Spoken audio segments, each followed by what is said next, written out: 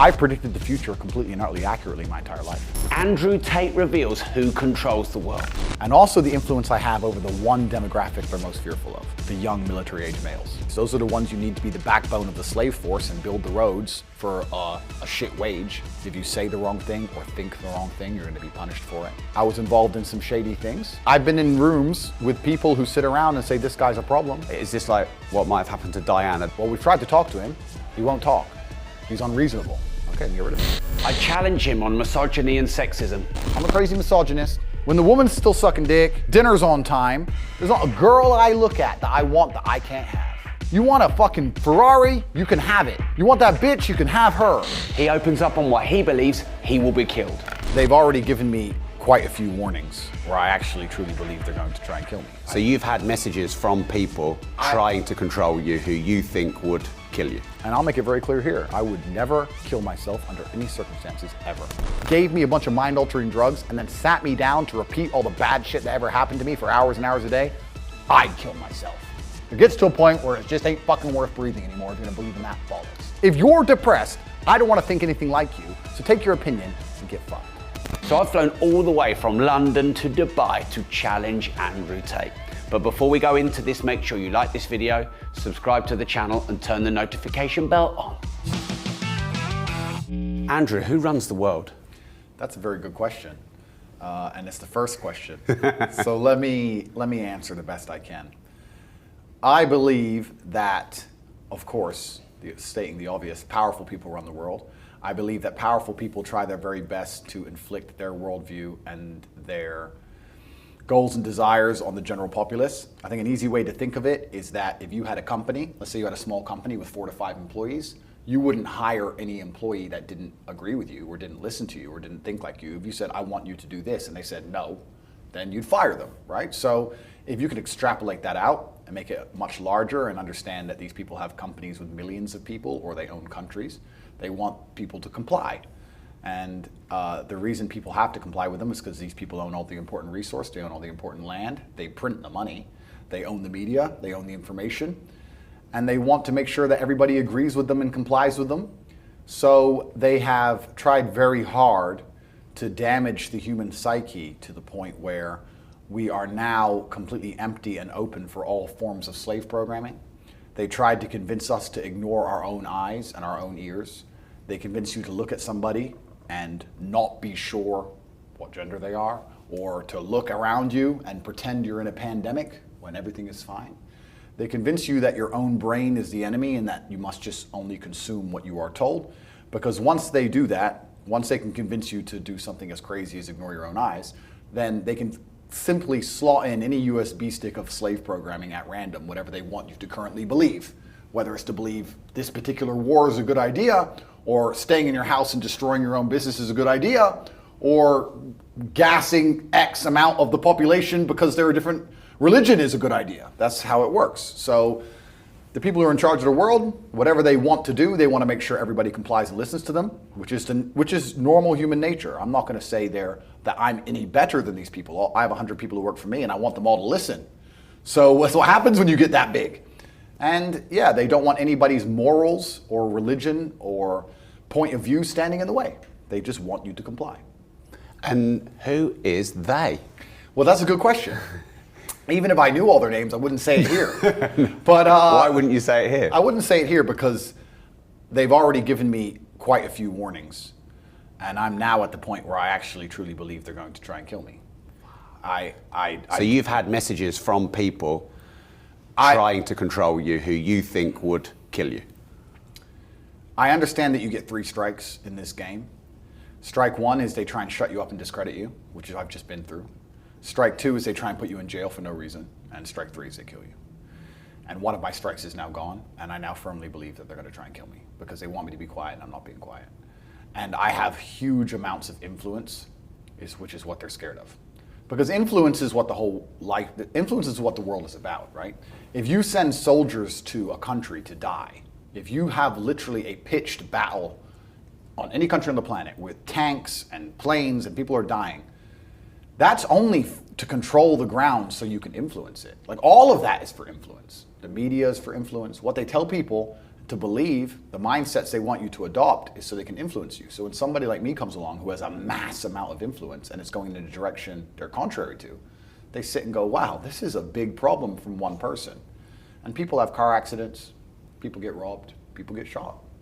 And that's the unfortunate reality of human nature. When you are a very large problem for very powerful people, they look for quick solutions, and the easiest solution is to kill me. And I think it's going to get there if I'm not extremely careful. So yeah, they dislike me not just because of what I say, because everybody knows what I say is true, but because of the huge amount of influence I have, and also the influence I have over the one demographic they're most fearful of, which are the young military-age males. They're the demographic that they need to keep under control the most, because those are the ones who will lead a revolution. Those are the ones who are naturally rebellious. Those are the ones you need to fight in your armies. Those are the ones you need to be the backbone of the slave force and build the roads for a shit wage. Those are the ones you need to sit in a sexless marriage and raise kids while they're depressed and turn up and pay their taxes anyway. That demographic is the backbone of the economy, of the defense of a nation. They're the number one enemy to the state if they decide to get in a big group together.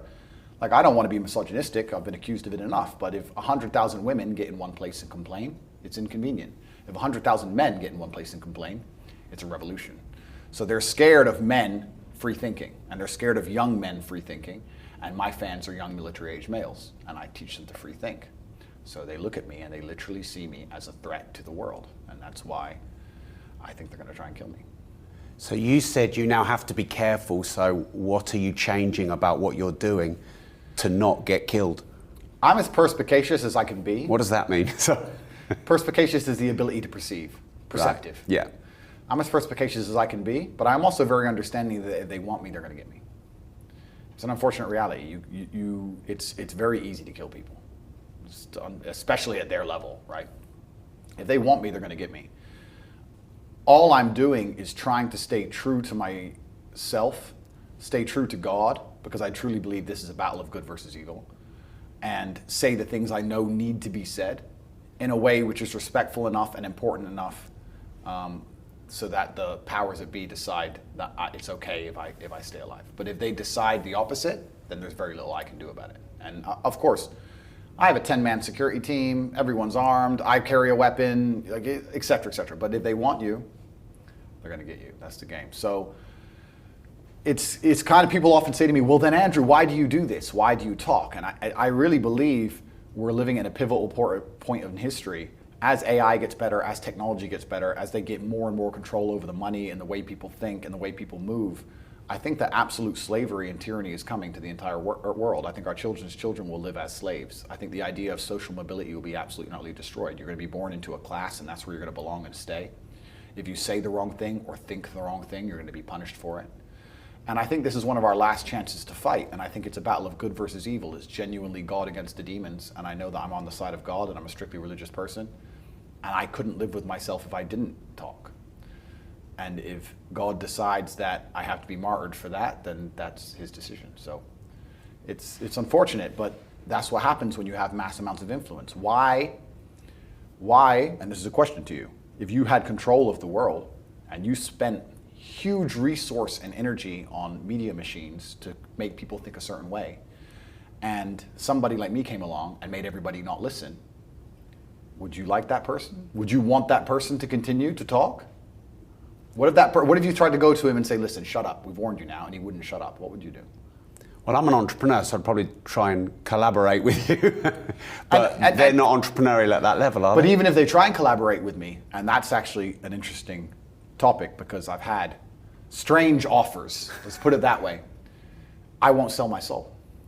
A lot of people do, right? What does sell your soul mean? It means that you sign a piece of paper and you shut up. Right. For X amount of money, or X amount of influence, whatever. Yeah, by collaborate, I don't mean pay you and shut you up. I mean, let's do some business together. Let's change the world. Completely, but the way they want to change the world is not the way I will ever allow them to try and change the world. I don't agree with what they're doing. I think what they're doing is anti-humanist. I think what they're doing is truly evil. And I won't sell my soul. They can't convince me to sit and tell the children what they want the children to believe. And normally when you sign a contract and you become a music star or a sports star or whatever, you shut up because you have sponsors, you have money, you can get canceled, etc. You have to be quiet. And I'm not in that position. So They try and get a degree of leverage over you. I've had very strange offers. Can you share any of them? I had phone numbers appear from nowhere, WhatsApp conversations. I'd have no idea who this person was or how they got my number, inviting me to very private parties in very private places. I had my own phone calls played back to me. I've answered the phone before, and it's a recording of me on the phone, and that's all it is. Wow. And I probably shouldn't say these things on YouTube, but this is the reality of the world I'm not living in. So, yeah, there's things that have happened that have been like, Andrew, you better shut up. But I don't think I'm actually saying anything that's detrimental. And if this is watched by anybody influential, all I'm trying to do is teach men to be true to themselves and be true to the power that's inside of them, God-given. And I think that the world will always be a better place in the end that way. And I'm also very understanding that societies, to a degree, need to be controlled. Obviously, you can't have every secret out there in the open. But I think that the direction that the West is going, especially, is truly evil. And I think that somebody needs to stand up and talk about it. I think the things they're trying to convince people to believe and do are not the way that God wanted us to do. I'm a crazy misogynist. When the woman's still sucking dick, dinner's on time, there's not a girl I look at that I want that I can't have. You want a fucking Ferrari? You can have it. You want that bitch? You can have her. And where's this come from? This tyranny and this future slavery? Well, I think power is always going to corrupt. No matter how good the person, I can give you a million examples, right? So I've known nice guys, and they're genuinely a nice guy. And they get a girlfriend who's completely in love with them, and the girl will do anything for them. No matter how nice that man is, they end up just being a bit of a dickhead to her, because she'll just take it. It's just what happens. Power corrupts people. Like, we're not perfect creatures. And I think when you start getting mass amounts of influence and power, it's very normal and natural to get to a point where you just want to be completely and utterly obeyed. And also there's a huge ego trip. And when I say ego, people think, oh, that's a bit of a juvenile way to boil down the world. But I don't think it is. I think that if you're born into a billionaire family, and your family's been important since the dawn of human time, that you get a massive ego trip from people complying. And people not complying is a big deal to you, right? You're king. Look at the olden days. If you looked at the king wrong, he'd chop your head off, right? So if you sit and if you come along and give some ridiculous rule, let me make up a fake scenario. Let me make up something totally ridiculous. Let's imagine that everyone was suddenly afraid of the common cold. And let's imagine we told people to wear a mask when they walk in a restaurant, sit down, take it off, eat, put it back on to stand up and go toilet, come back, take it off to eat, to save lives. Let's just do some hypothetical, right? Everybody knows there's no medical backing for that. Everybody knows that's absolutely ridiculous. So why would you do that? Well, you do that to force people to comply so you can sit around and go, that's it. What else is going to make somebody at that level happy besides an ego trip? You think money's going to make them happy? You think you can buy a Ferrari and smile? These people print money. They're above money, right? And they believe, well, I won't say quite rightly, but I understand why they believe it, that they're better than everybody else. They believe that they're literally a different species than everybody else. We're peasants, we're ants. We're nothing to these people. So if they tell you to do something, you better do it. So if you stand up and say, that's dumb, then they go, whoa, whoa, whoa, who's the big mouth? Oh, this ant's smart. And they'll find a way to check you. And if you're an ant that stands up and then a whole bunch of other ants stand up with you, well, that's where the problems come, right? That's why they got Socrates. You know why Socrates died? I'd love to hear. He was arrested and he ended up poisoning himself and killing himself because they were going to execute him. And he was arrested for corrupting the youth because he was convincing the youth to think about not joining the military because the wars were pointless. So corrupting the youth is why Socrates died. If you make the youth think, you're an enemy to the establishment. It's always been the same. Do you not go to bed at night sometimes and shit yourself? Yes. Yes. But at this point, I've now made a decision to stand true to my morals and stand true to God and genuinely be a force of good for the world and genuinely try to make people do good things to other people.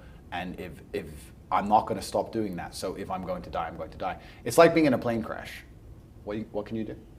The plane's going down. What are you going to do about it? You can scream and be a girl about it, but the plane's still going to crash. So it's kind of not defeatist. It's kind of like you come to terms with the scenario. Am I going to sell my soul and live longer and have less of an impact on the world and know that I'm aiding the devil in its intentions, or am I going to live a shorter amount of time and do my absolute best to be a positive force for the world and be remembered as such? And I think that God will reward me for that. So it's just, you come to terms with the reality that there are enemies too powerful to fight, and there's nothing you can do. So you said that a lot of influence and power can create ego. I didn't say can create ego. I said these people are absolutely and utterly deeply egotistical to a level that an average person can't possibly understand. Wow. Okay. So has your power created that in you? Completely. But when I met you, you were really nice and humble, and we were chatting. And so would they be, right? But if I had an employee and I said, do this, and they said, I ain't doing that, I'm like, well, then you're fucking fired. Oh, but I have to pay a mortgage. Don't care. Bye. I can turn ruthless just like anybody else, right? Well, a lot of people can't, can they? Well, but you don't become powerful if you can't be ruthless. Yeah. This is the unfortunate reality, is the people who become most powerful in the world are people who have the capability to be ruthless. This is what it is. Power is only attractive to people who want to yield it. Why would you want power if you're not going to wield it? Why would you want a sword if you never take it out, right? If you give a guy a gun, he's going to, even if he doesn't want to shoot you, when you wave it around a bit, he ain't just going to put it in the drawer and close it and never touch it again, right? So the people in life who never try to become powerful, maybe they're the ones who can sit and say, I wouldn't do that, well, but you're never going to be powerful, so who cares? The people who aim for power and crave power, they crave it to use it, right? And I'm not saying that I'm any better than these people who are in charge of the world. I'm sitting saying this is human nature to a degree. I try my very best to live true to God, and I know that I try and do good things. But the people in charge of the world perhaps believe that their ideas are good. They're opposite to mine, right? So they may have the idea that we should teach children about sex at 3 years old. I believe we should leave the children alone. They believe their idea is good. I believe my idea is good. And if I was in charge of the world and somebody tried to do the opposite idea, teach children about sex at 3 years old, I'd be the one saying absolutely no, shut them up. I'd do the same thing. Do you understand? So I'm no better than these people. We're all human. I just truly believe that my views are better than theirs. But they believe the same the opposite way around. And that's what's so difficult about it. That's what's so sad about the world. If you look at any war, it's never good guy versus bad guy. Everyone has their opinions, right? But it's always a gray mess of some guy's got a good point, the other guy's kind of got a good point. Everyone's half good, half bad, and that's the unfortunate reality of Earth. So, yeah, it's a strange one. But I absolutely, completely will sit here and say, yes, if I had absolute power, then I would wield it completely, just like they are. I get it. I get it, and that's why I know they want me gone, because I know what happens when you're a powerful person, and someone keeps poking you. I know what happens, and I know that not only from this world, I know it from the underworld. I've had a very long and interesting life. In a previous incarnation, I was involved in some shady things. And are you talking about another life before your own life? Let's put it that way. Okay. So not in the 35 years you've been here, another life. For legal reasons, let's say another life. Okay. And I've been in rooms with people who sit around and say, this guy's a problem. As in they're talking about you? Or no, I've been in the room and we're talking about somebody else. Right. This guy's a problem. In another life? In another life. Yeah. And the problem gets fixed. This is natural. As in the person goes away? One way or another. So are you talking like, is this like what might have happened to Diana, this kind of thing? Is this what you're saying? I'm talking about, okay, let's take a hypothetical again. Let's say you have 5 drug dealers in a room and a drug dealer keeps robbing them. What are they going to do? They're going to get robbed forever? I'm going to say, no, this is a problem. How do we fix this problem? Well, we've tried to talk to him. He won't talk. He's unreasonable. Okay, then get rid of him. That's business. That's life, right? Well, it's not business. It's that business. Yeah, but and I'm saying that even from the bottom levels of the socioeconomic scale all the way to the top levels of the socioeconomic scale, there becomes a point where the only solution to the problem is violence. Most people don't understand that the entire world we live in is absolutely and utterly violent. I see violence everywhere. If I see a big tree, I don't think, oh wow, that's a big beautiful tree. I sit and go, that tree destroyed every tree anywhere near it. Its root system is 2 miles long. It's been kicking trees' asses for 100 years. That is a badass tree, right? It's a violent tree. And every single thing about civilized society is underpinned on violence. The idea that violence will eventually appear is the only reason any of this works. If I drive through Dubai too fast, the camera will go off and I'll get a speeding ticket. If I ignore the speeding ticket, they'll add money to the speeding ticket. If I don't pay that, they'll send a bailiff. If I tell him to get fucked, they'll send the police. If I tell them to get fucked, they'll arrest me. If I refuse, violence. It doesn't matter what law, what tax code, anything you can think of. If you disobey long enough, it comes back to the bottom line. The bottom line is always violence. So if you talk to somebody and they don't listen, if you try and reason with somebody, they won't listen. You try and bribe someone, they won't take it. It gets to a point where there's one answer left. Well, then teach them a lesson. And most people don't understand this about the world. And I was having a conversation with a woman once. She said she was a pacifist. And I had to correct her. And I said, you're absolutely not a pacifist. You may be incapable of violence because you're a female, but you believe in violence, because if I were to attack you, you'd call the police. And you want violence by proxy to protect you. You believe in violence because you believe in law and order.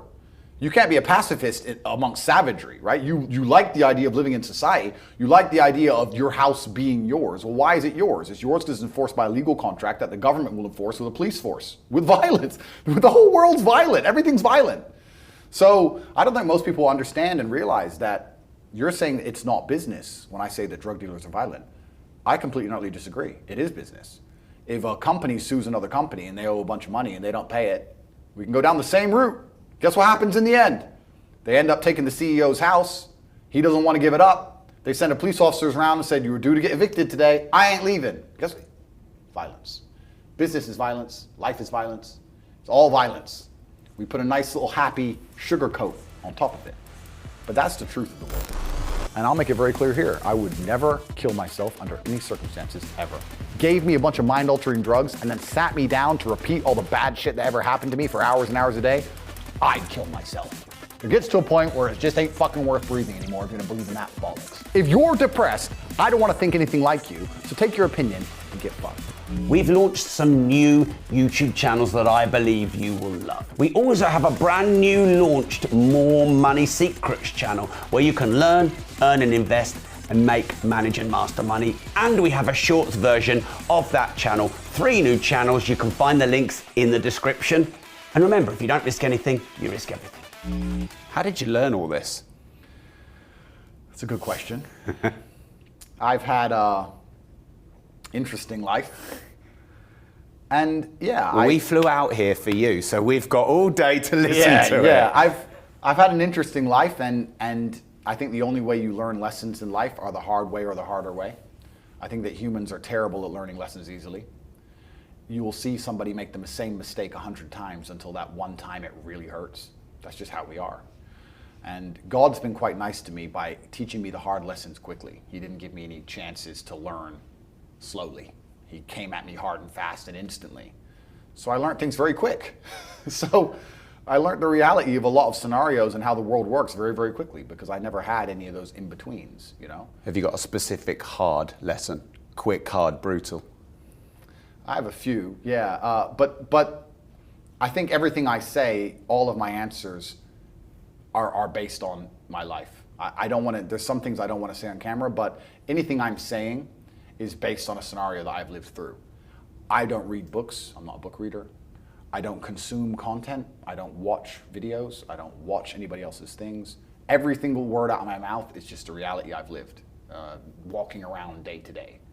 And I philosophize it in my own mind, I absorb it, and I come to my conclusions. And my conclusions seem to be pretty accurate for 2 reasons. One, it's maybe the most Googled man on the planet.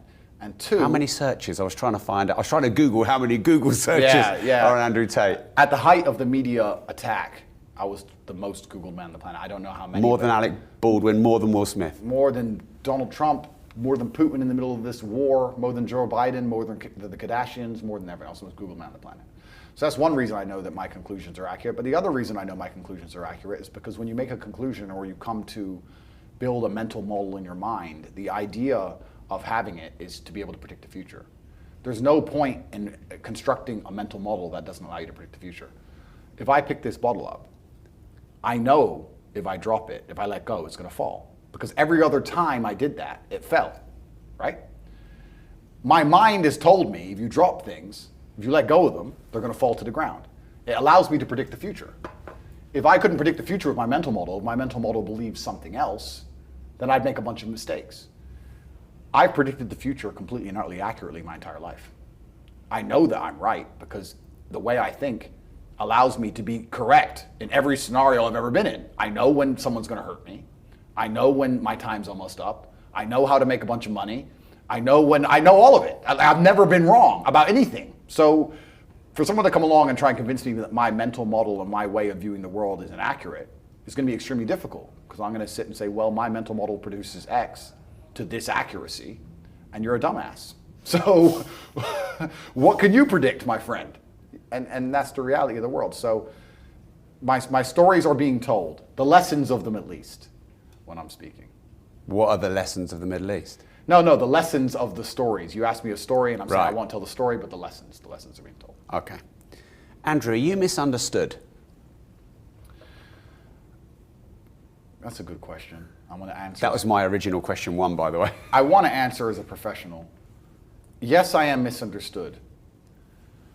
I'm misunderstood because the things I say are a large web of nuanced, and they're interlinked. And if you take one individual part from the web, then completely I understand how some things can be massively misunderstood.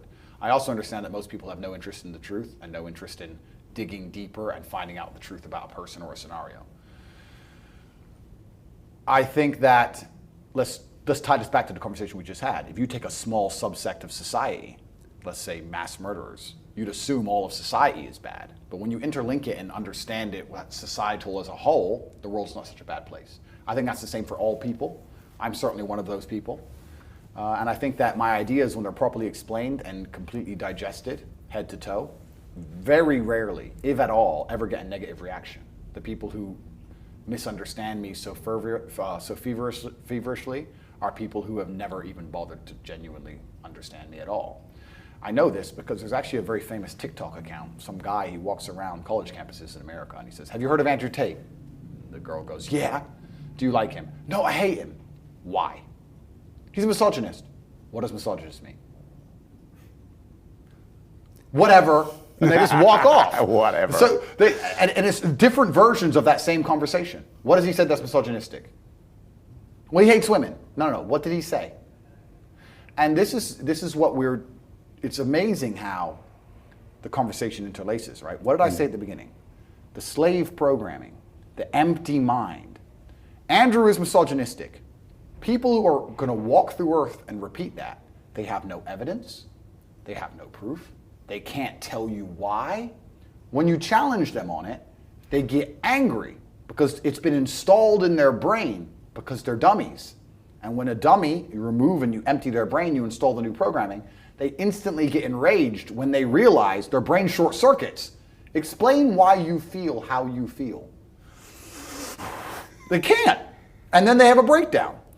And this is the true height of the slave mind. If you can convince somebody to have a strong emotional reaction about a subject they don't even understand, imagine the level of slave these people are. Imagine if every time you saw the color red, you just lost your mind. You're a slave. You're controlled. And all the people who dislike me, because none of them can even tell you why, are slaves to the matrix. They belong to the machines.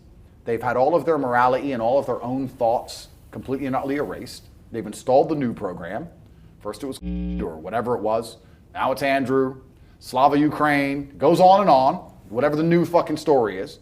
Andrew's the enemy right now. And they don't even know why they feel how they feel. And there's a large percentage of the population walking through Earth now with opinions that they will fight to the death for, and they don't even know where it came from. And they don't even know why they believe it. And it doesn't even benefit them. This is the miracle of it. If you have one of these opinions that you really defend, but it benefits your life, I get it. Like, let's take an extreme opinion. Let's say you're the Taliban, right?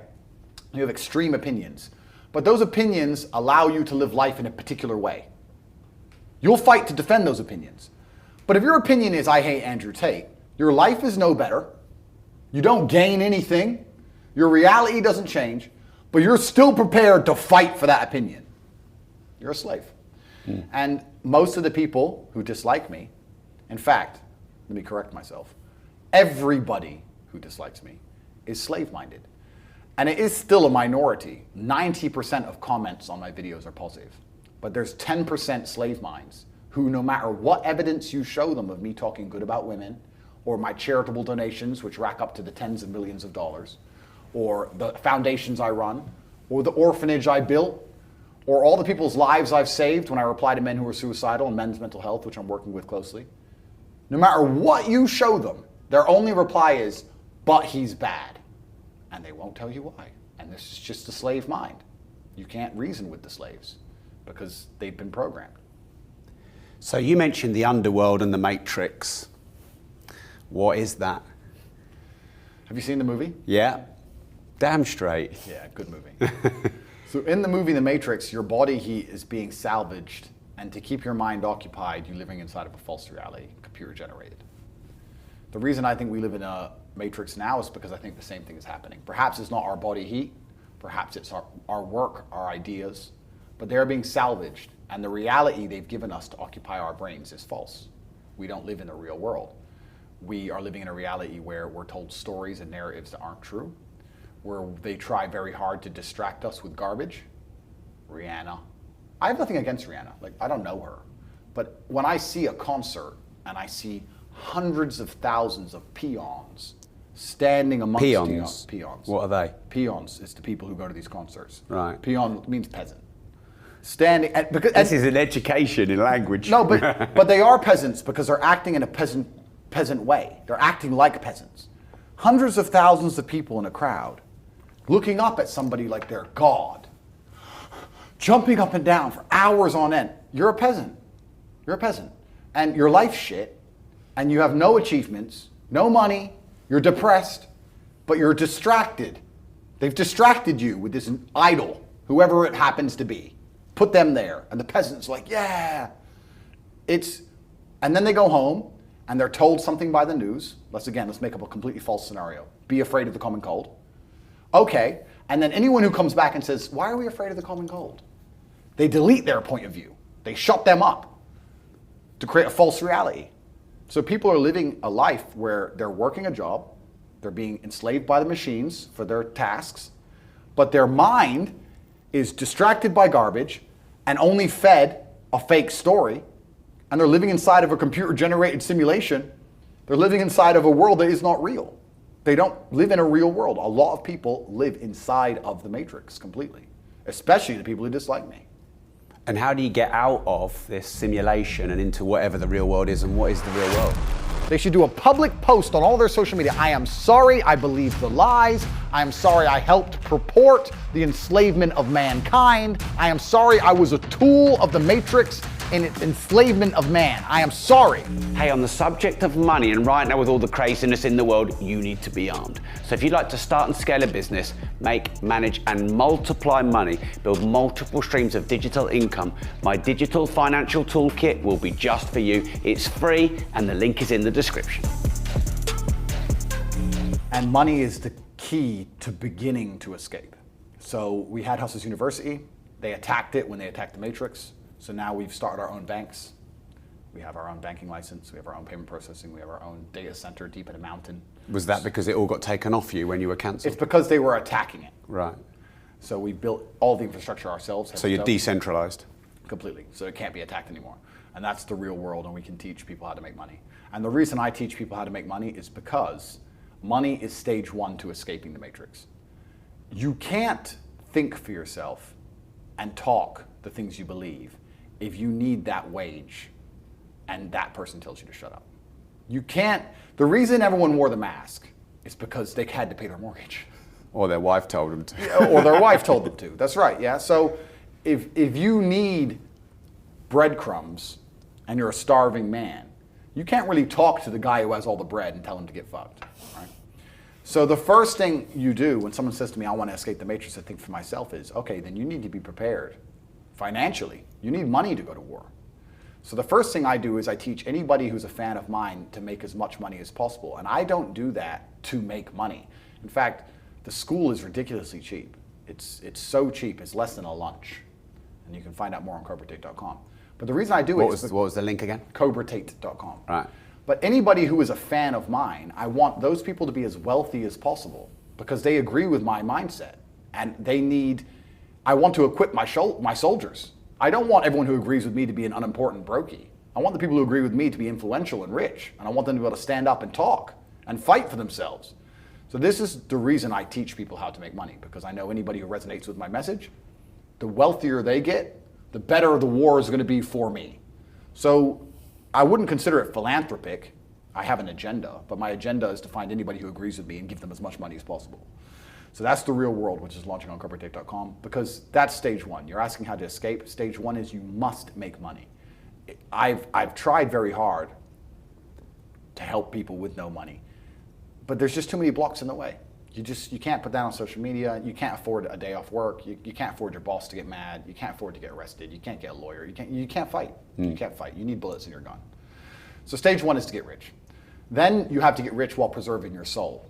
And that's a harder part, right? Because as you get rich, as you climb, there are many different hands trying to drag you in different directions. He says, looking at me over his glasses.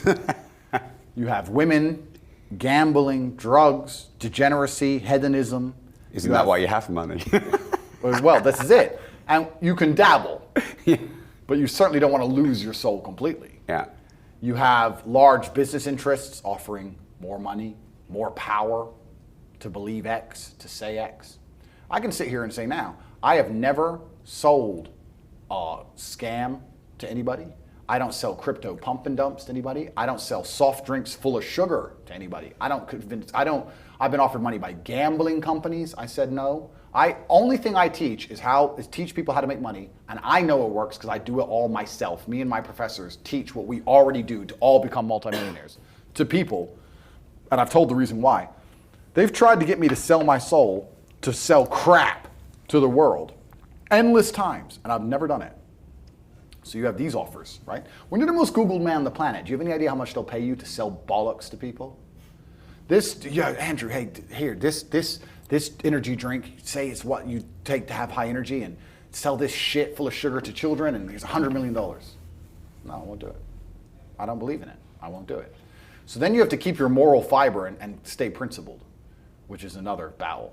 But if you manage to make money and stay true to your own moral fibers and principles and stay perspicacious, word of the day, keep paying attention to the world and actually keep your eyes open and look around, then you'll naturally escape the matrix. It's natural for the human mind, it's natural human evolution for us to spiritually escape the enslavement. Because the enslavement is from man, but our enlightenment is from God. It is natural for us, if you get rich enough to say no to ideas that you understand are innately wrong, if you get rich enough to have a different opinion, if you pay a lot of attention and you resist all of the temptations of the devil, the only possible end state is to escape the matrix. It's an easy trajectory. Most people fall off because they're too broke to think. You're too poor to have an opinion, so you're too poor to think. The rest fall off because they get a little bit rich and they get snapped up. But anybody who doesn't fall for those two traps ends up where I am. And there are a lot of us. And where are you? I am in a stage of enlightenment outside of the matrix. I'm like Morpheus. I come in and out. I come back into the matrix. I come to YouTube. I talk to people whose minds are ready to be freed. I convince them to join the real world at corporatete.com and begin their journey. And I take the free minds and we escape the matrix together. This is why for a long time on Twitter, I had an account called Morpheus. I was Morpheus because that's what I kept getting compared to. I come in and out trying to free the minds. And I hope I find Neo. I hope I find somebody who's even better at attacking the matrix than I am. All I'm trying to do is talk to the people who understand what I'm saying is right. When I say these things, there are going to be certain amounts of people who listen to this and think I'm crazy.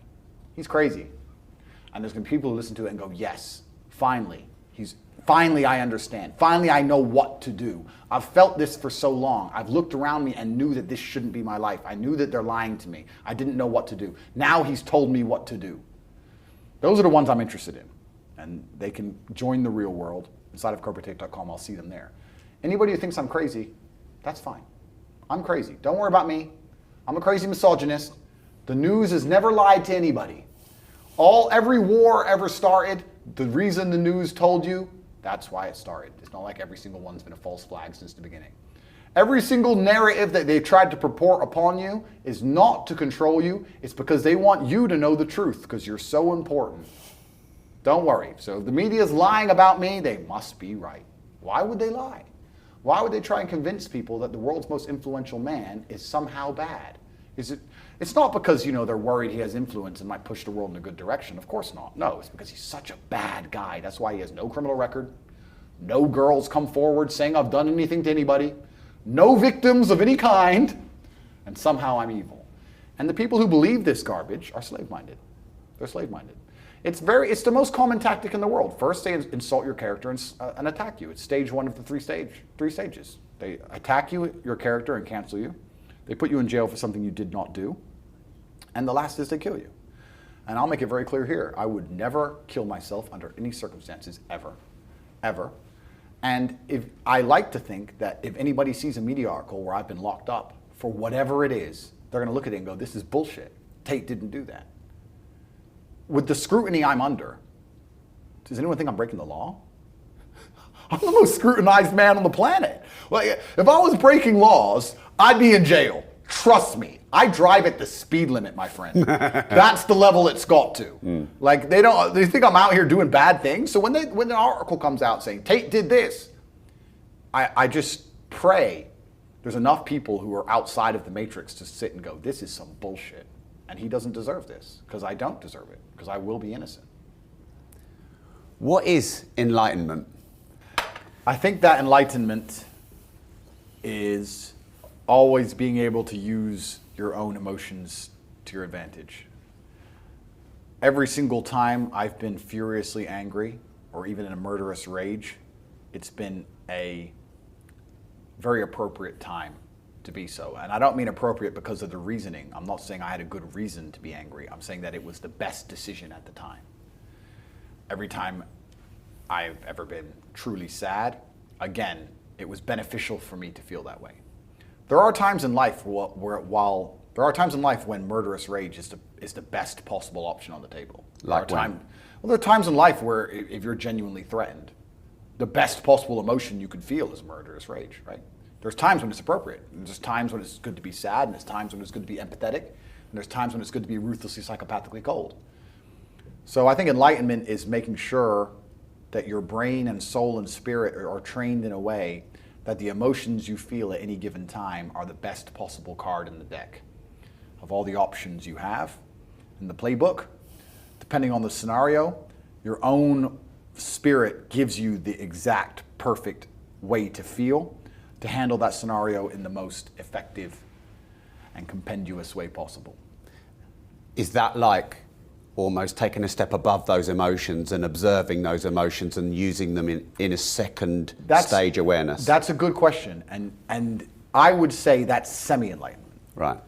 There was a point where, yes, I'd get furiously angry and I could see myself from the outside and it was conscious.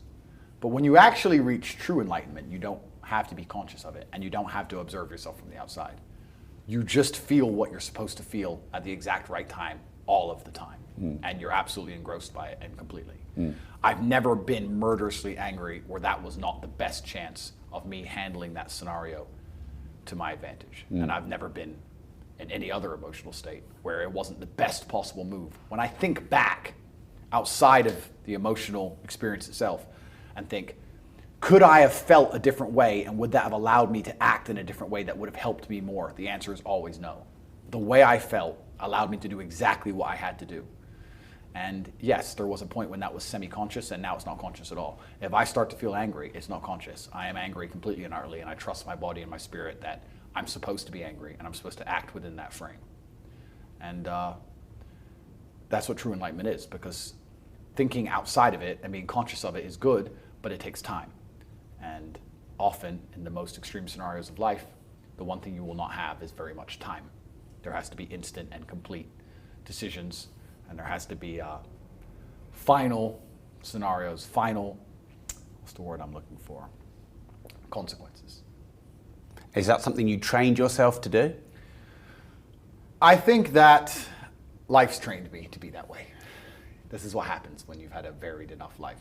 I talk often about the importance of trauma as a man. I think that if you were to find the most interesting or most capable men on the planet, they've had the most trauma-filled lives. I just think that trauma is what teaches you. We talked earlier about how you have to have lessons taught to you the hardest way. if you were to call a Navy SEAL and ask him to protect you going into a building full of assailants, you'd like to think that guy's been through some stuff. You'd like to see some scars, right? You wouldn't want Mr. Freshface to turn up. This is the reason why we instinctively don't trust youth. Because you look at a kid, if a wealth manager walks in and he's 18, you're like, oh, you don't know about life. Nothing's hurt you yet. That's why we trust age. That's why they say that wisdom you must grow into wisdom. You can't just pick it up, right? Trust your elders, listen to your elders, etc. These are age-old ways of thinking. So lessons and trauma, and the more you go through, the better of a man you are. And if you were to find the best men on the planet, I guarantee they've been through a bunch of terrible things. And if you listen to podcasts from any of the most interesting people on the planet, usually they've had hard, terrible lives. And you can use that trauma to become a better person, or you can let that trauma consume you and destroy you. But I thank God for all of it, because it gave me endless power to become the person I am. If you're truly angry or truly unhappy, then you can't sleep. And if you can't sleep, then you get twice as many hours as everybody else to become monumentally successful. So there's advantages. There's advantages to difficult things. And what is the biggest trauma that's taught you the most? I've thought long and hard about which stories I'm prepared to share on social media, which ones I'm not, and that line's getting more and more blurred. I'm starting to give more and more away. And there's certain things I don't want to say. And I'm certainly not looking for any degree of sympathy, because like I said, I am glad for everything that happened to me. I wouldn't change a thing. I thank God for all of it. So truthfully, I think I'm lucky, I've been blessed. The reason I talk about these things is not to tell people I've had a hard life. It's to make it clear to people who are complaining about their own lives that the bad things that are happening to you are what you need to become the man that you want to be. I can't talk about women because I'm not one. I actually think trauma is terrible for women because it masculinizes them. They become cold. And that's not attractive, right? We want feminine, pure, protected women. I don't want a woman to ever go through anything bad in her life. I think a man should go through it for her and protect her, because I think that's how she's her best self as a woman. But I think to be your best self as a man is the absolute opposite. And when someone emails me and says, "This has happened to me," I'm like, good. No, what do you mean good? It's terrible. How else are you going to become important? How else are you going to find endless fire to get up and struggle in the face of the competition that's out here in the world? How else are you're going to do all that with a nice, cushy life? If any man's honest with himself, think about the biggest transformative stages in your life. Think about the times you got the most work done. It was a bad part of your life.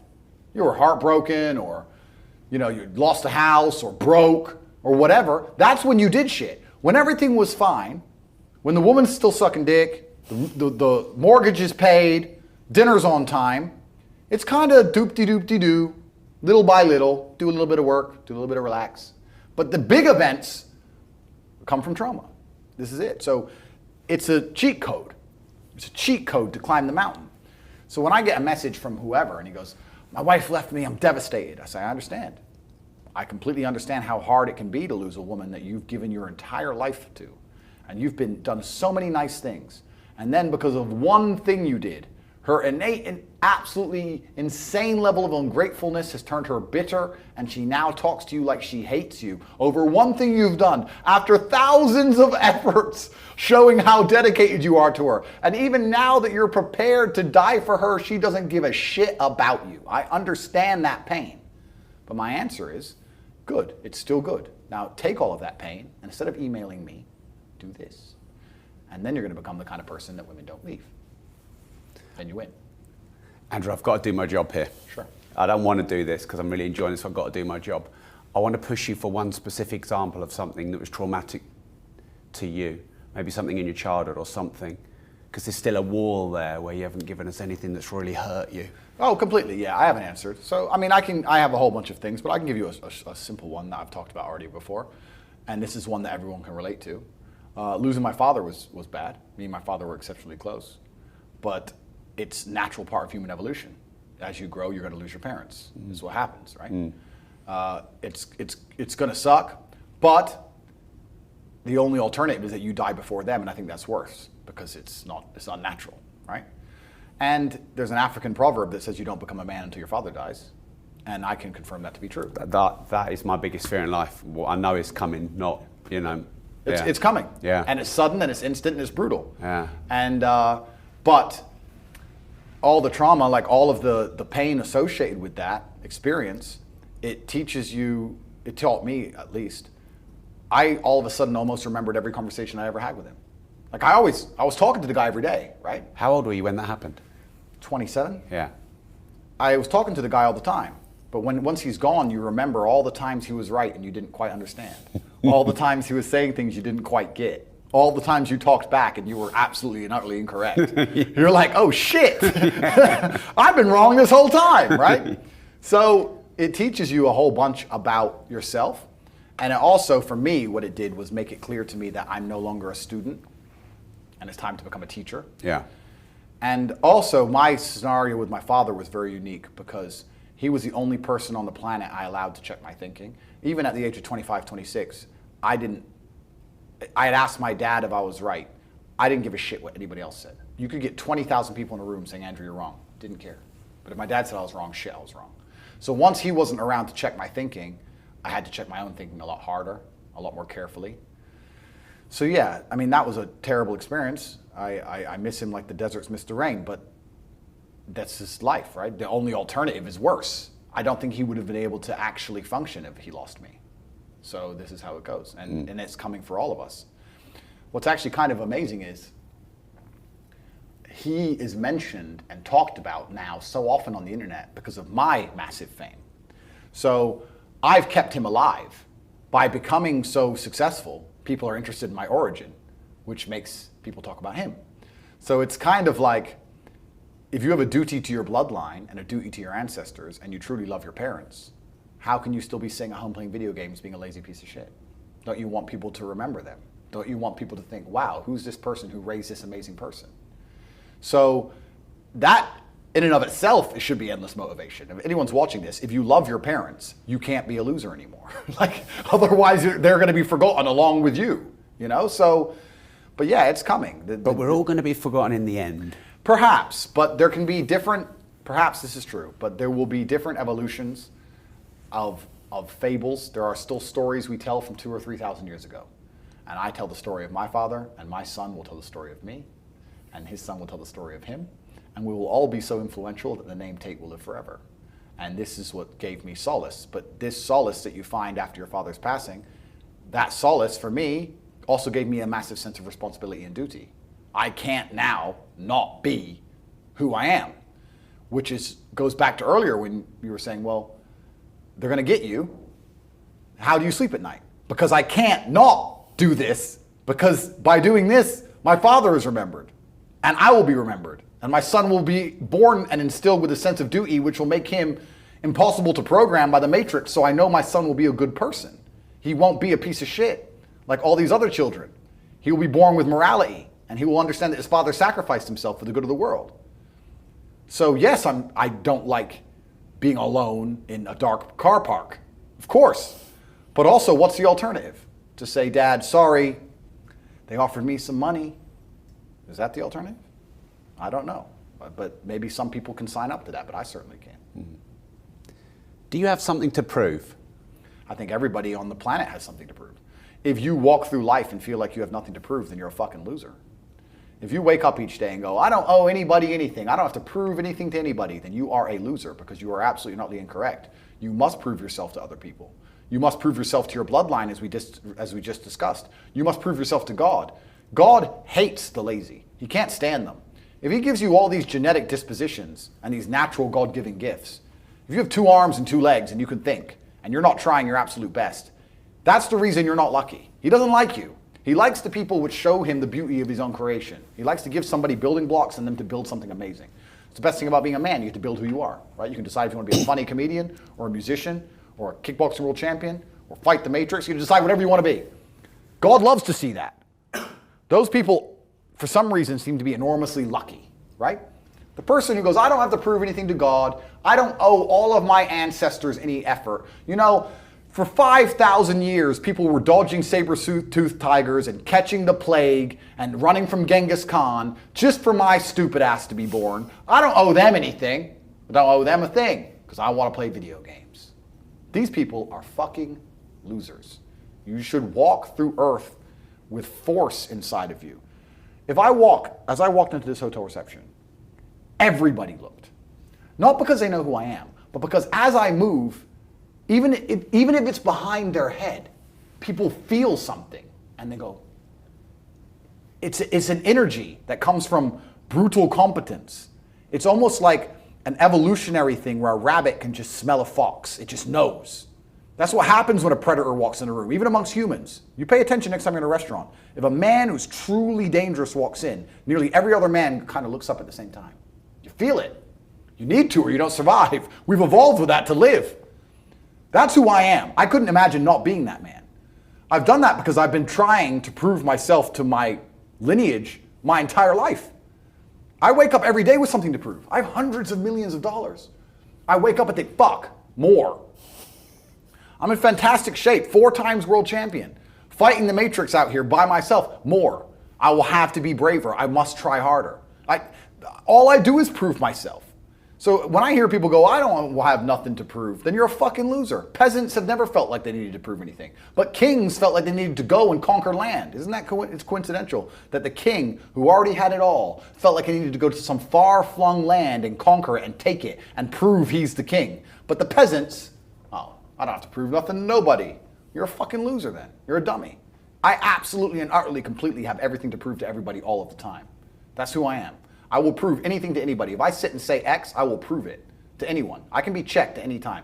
If someone would have come up to me in that lobby and argued with my ideas, I would have proved that my ideas are sound. If they would have attacked me, I would have destroyed them completely and absolutely. That's who I am.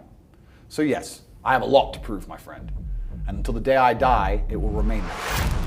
I feel like that's the last thing they'll take before a full-on fucking war. If you don't pay your taxes, so you own your house. If you don't wear a mask when they tell you to and you get a fine for not wearing a mask and you think that's injustice and you don't pay the fine and they add money to the fine, then it goes to court, you're supposed to turn up, you don't, they send a bailiff, you tell the bailiff to get fucked, they will take your house. So if you don't wear a mask, they take your house. So do you own it? If you want to ensure your decentralized freedom, money is the tool you need. So if you'd like to start and scale an independent business, make, manage, and multiply money. Build assets that produce recurring income, both physical and digital, decentralized from the system. Join Rob.team. There's no ongoing contract and there's content going back years, and the link is in the description. You've said a few times, a loser. What's the definition of a loser? I think the universe is absolutely and utterly giving. I've never seen anybody dedicate themselves to something completely and fail.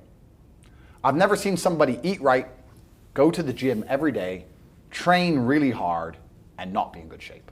I've literally never seen it. The universe is extremely giving. If you actually try, and you actually want it, and you're actually not making excuses, lying, talking shit, you're gonna get what you want.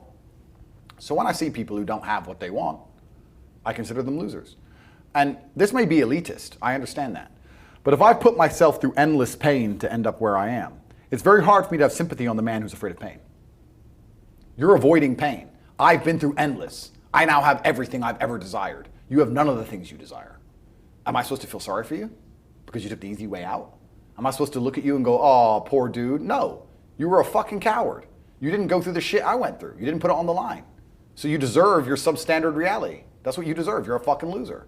Because if you actually wanted it, and you actually tried, you'd have it. You could have anything you want.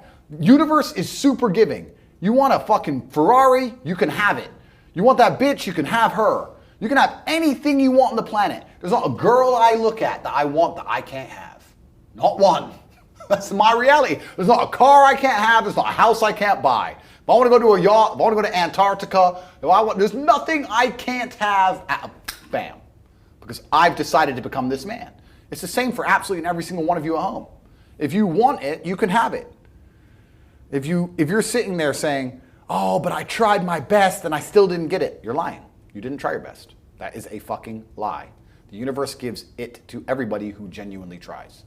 And I know that to be a fact because this world's competitive. We're all competing against each other. And the majority of people don't try. Like I've achieved this amazing life and I've tried very, very hard. But it could have been harder. I mean, Was it that hard? About 86% hard. It wasn't 100% hard. Why? Because the competition's zero. Everyone is a fucking loser. It's amazing to me. Everyone's a loser. I can say to somebody, listen, I'll make you a millionaire. Do this. Oh yeah, but the kids are home from school now. That's it. They're done. And then they'll sit and go, oh, I really wish I had some money. You are a loser. I will sit here on this podcast. People will listen to me for hours. And I will say, listen, I have hundreds of millions of dollars and I will teach you how to make money. CobraTate.com, I have a school, university designed specifically to teach you how to make money. I clearly know how to make money. You clearly like what I say. You obviously believe I'm intelligent and integral and I won't lie to you. And still, a whole bunch of people will sit there and go, yeah, anyway, next video. And then they'll say, can't afford a Ferrari, and wonder why. Like they'll be confused in their minds how they didn't end up getting what they want. Because you're a fucking loser. That's why. And the majority of people are losers. And this goes back to why, when we were saying earlier, how I know the elites view us. Because I'm from a council estate in Luton, a single parent household. And I've only been rich 10 years or so. And I despise losers. So imagine you're a billionaire born into a family, a lineage which has controlled Earth for hundreds of years. Imagine how much they despise us. You think they give a fuck about putting a bullet in me? You think they're gonna have any sleep at night missed? You think they give a solitary fuck about you missing your fucking parents' funeral because of the common cold? They don't give a solitary shit. Why would they? Because I already know how I feel when I listen to losers complain. Because this is what happens at a certain level of competence and power. You just get to a point where you're like, I'm tired of hearing your fucking excuses. That's bullshit. And you become, to a degree, cold and psychopathic. It's true. That's what happens. And I get it all the time. I get thousands of emails a day. Everyone I grew up with, people I know, I get it all the time. They'll message me, hey man, just unlucky. You are not unlucky. You are a lazy fucking loser. You are not unlucky. You are breathing. You're lucky. The unlucky ones are gone. You're alive and you are a lazy loser. So a loser is anybody who does not have everything they want at the drop of a hat. That's who I call a loser. Because I have absolutely everything I could ever possibly desire. And if I wanted something that I couldn't have, I guarantee you we could speak again in a few months and I fucking have it. I guarantee you. Because if I want something and I can't have it, I can't sleep. When I was broke, I couldn't sleep. I don't know how there's broke people out here sleeping just fine at night. Going, inflation's 20%, gas prices are 6 times, everything on the news is a lie, I never stand a chance of ever getting rich, where's my pillow? Like, what the fuck is wrong with you people? I go to bed at night as a teenager and think, I looked it up on the internet. It was a Honda Civic Type R. I wanted one. It was like 38,000 pounds. I had no money. I had less than 50 pounds in my bank account. Couldn't afford it. Then I looked up how much a Ferrari cost, 210,000 pounds. And I said to Tristan, my brother, I was like, there are people with 210,000 pounds for a car.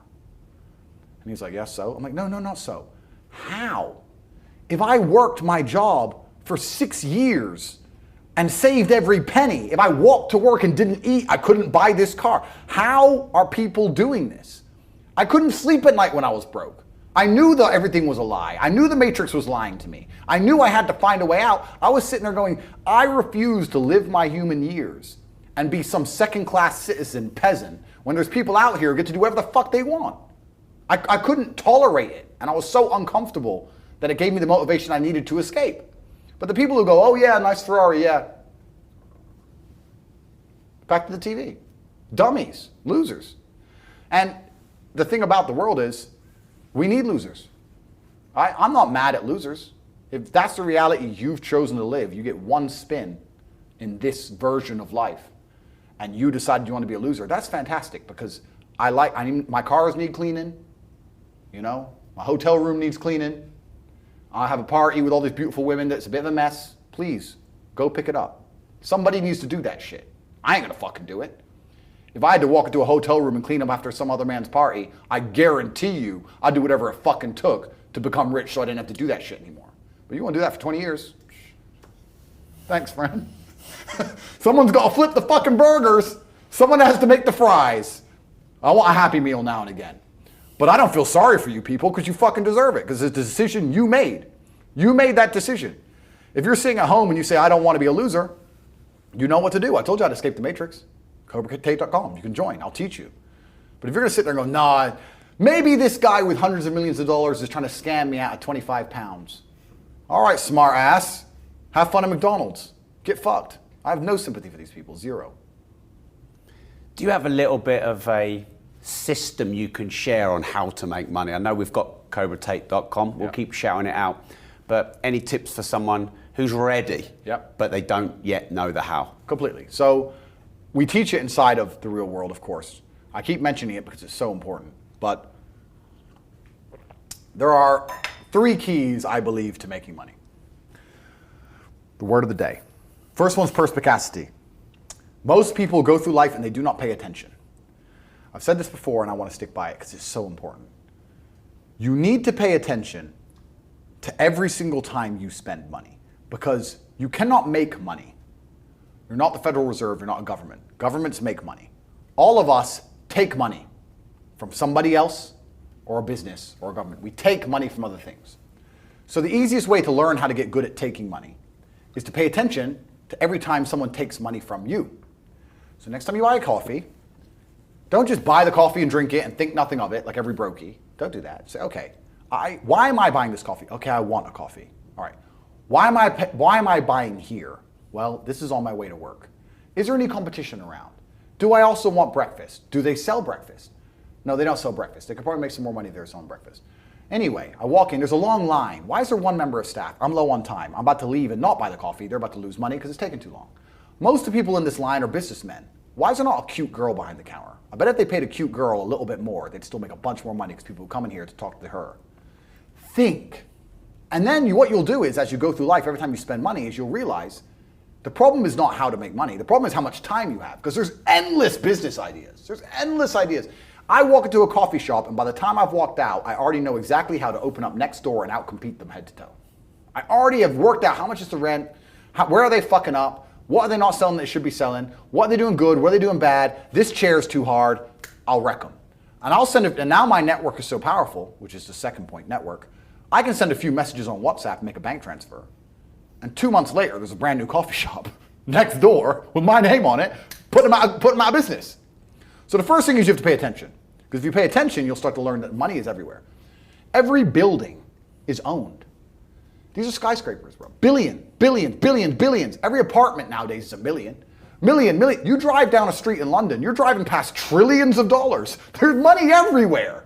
It's all around us. When I was broke, I thought that the world was broke. I thought that there was no money. And then I got rich and realized that I was completely and utterly wrong. There's so much money.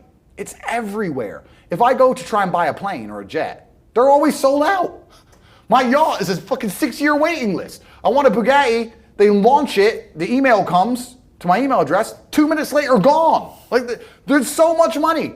If I want a diamond watch, or a $1 million watch, or $1 million Rolex, you can't get this stuff. There is so much money out there. Once you get to a certain echelon, you realize there's money fucking everywhere. So there's plenty of money in the world. People with no money are just not very good at taking it. So you need to start paying attention.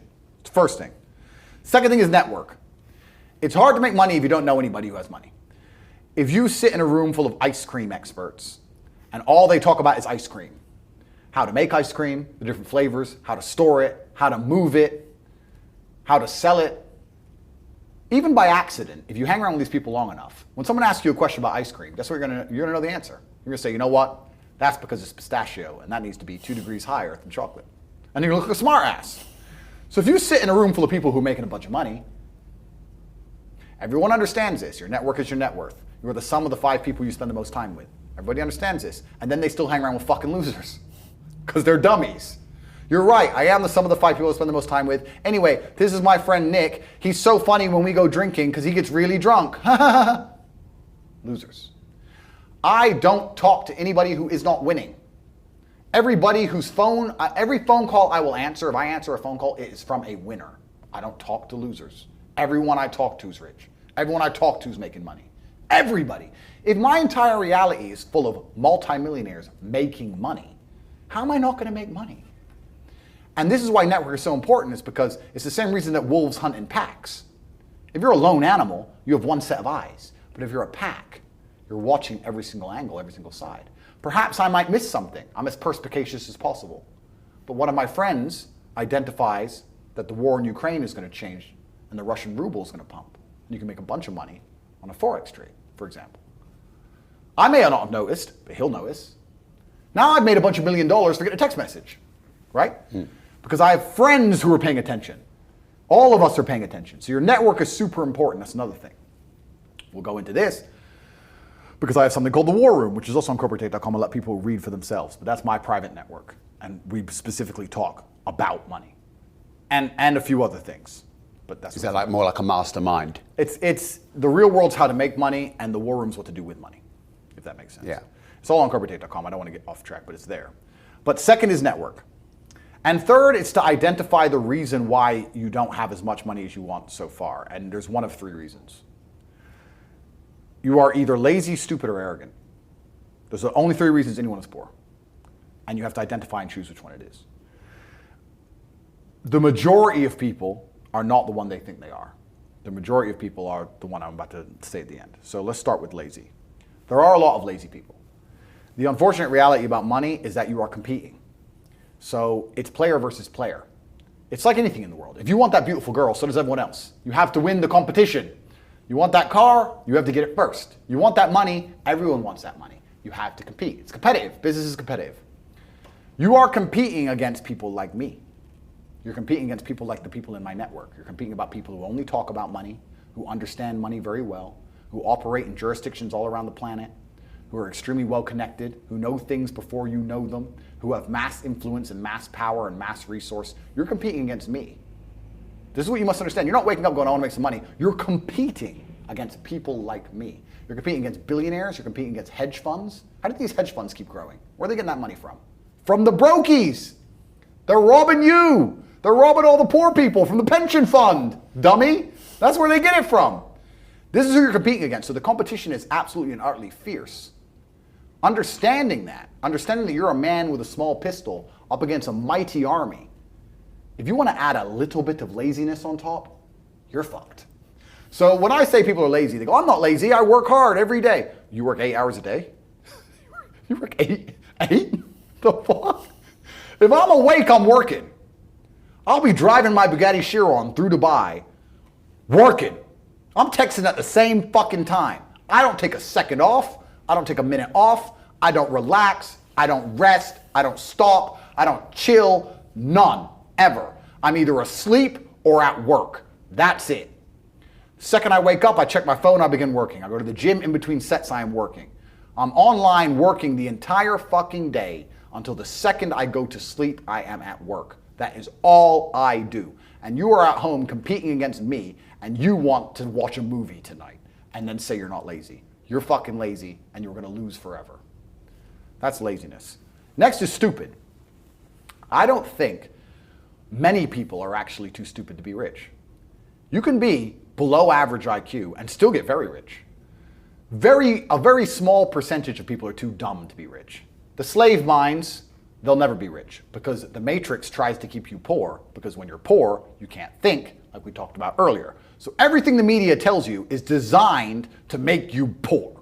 They want you broke and struggling, because if you rely on the government for food stamps, then you can't argue with the government, can you? So that's what they want. So anyone who believes in the matrix and believes in media and believes in the lies they're told, anyone who sits there and goes, that's true, that it's literally designed to make you broke. That's why it's all a scam. Do your GCSEs, do your A-levels, get in debt, go to uni, get out, get a shit job, get a mortgage. Don't worry, when you've paid that mortgage off when you're 61, then you'll have enough money to go to Spain for holiday. Then your pension comes. Oh, government doesn't have the pension money anymore. Funny enough, hedge fund stole it. Pay half your money in your life in tax. Oops-de-doops. And then you wake up one day and go, whoa, I just got fucked. So the whole scam, the whole story is a lie because they want you broke. They don't want you rich. If you're rich, you won't listen to them. So all of it's a fucking lie. And intrinsically, we all know this, right? When I pull up in one of my 30 cars to a gas station and people look at me and they see a Lambo or a Ferrari or a Bugatti or a Koenigsegg, whatever I'm driving, nobody goes, wow, he went to school. No, they think drug dealer, gangster, They're thinking he broke the rules, because anyone who follows the rules doesn't get shit. It's all a scam. It's all a fucking lie. So the slave minds are fucked, but those are the only ones who are too stupid to make money. Anybody who understands that the Matrix is lying to them is smart enough. So very small percent are too stupid. Inside of our school, at the height of it, before the Matrix attack, we're relaunching now, we had 175,000 students. Wow. When we had 175,000 students, maybe 2,000 we kicked out for being too stupid. It's step by step. Do this, do that, do this, and don't be lazy. The fuck? It's not that hard, right? So stupid's not the problem. So we have people who are lazy, very few are stupid, but the majority, the main reason most people are broke is because they are arrogant. I will sit here and say all the things I've said. I will do this, take time out of my life for free. Somebody at home will watch and digest it for free. They will agree with the things that are being said, or at least be entertained enough to continue to watch. And then I'll say, I'll teach you how to make money online. CobraTate.com, you can join the real world. And they'll sit there and go, nah, I'll do it myself. They're arrogant. They have these egos from fuck knows where because they didn't earn it. And they're just too arrogant to listen to anybody. I became world champion by listening to my coach. I didn't become world champion by walking in and saying, I'll do it myself. That's not how you get anywhere in life. You have to listen. If Mike Tyson were to walk in, or if Elon Musk were to walk in here and talk to me about money, I wouldn't be sitting there going, I can do that. I'd be like, oh, Mr. Elon, richest man in the world. Hello, very nice to meet you. Please, even though I already understand I don't want to launch a car brand or put rockets in space, please, you must know some things I don't know. How do you deal with the currency fluctuations? Does inflation impact how much it costs for you to send a rocket into space? Like, I'd ask him something that's useful, right?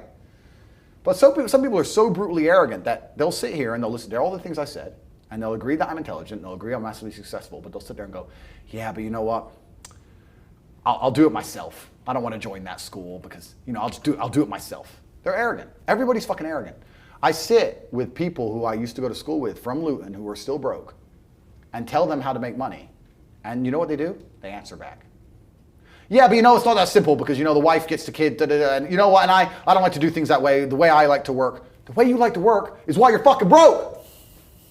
So what the fuck are you talking about? You just sat here and wasted 10 minutes of my time. I told you how to take your business of painting and decorating or whatever the fuck you're doing and make a serious amount of money, and now you're telling me the way you like to work? Then stay fucking broke.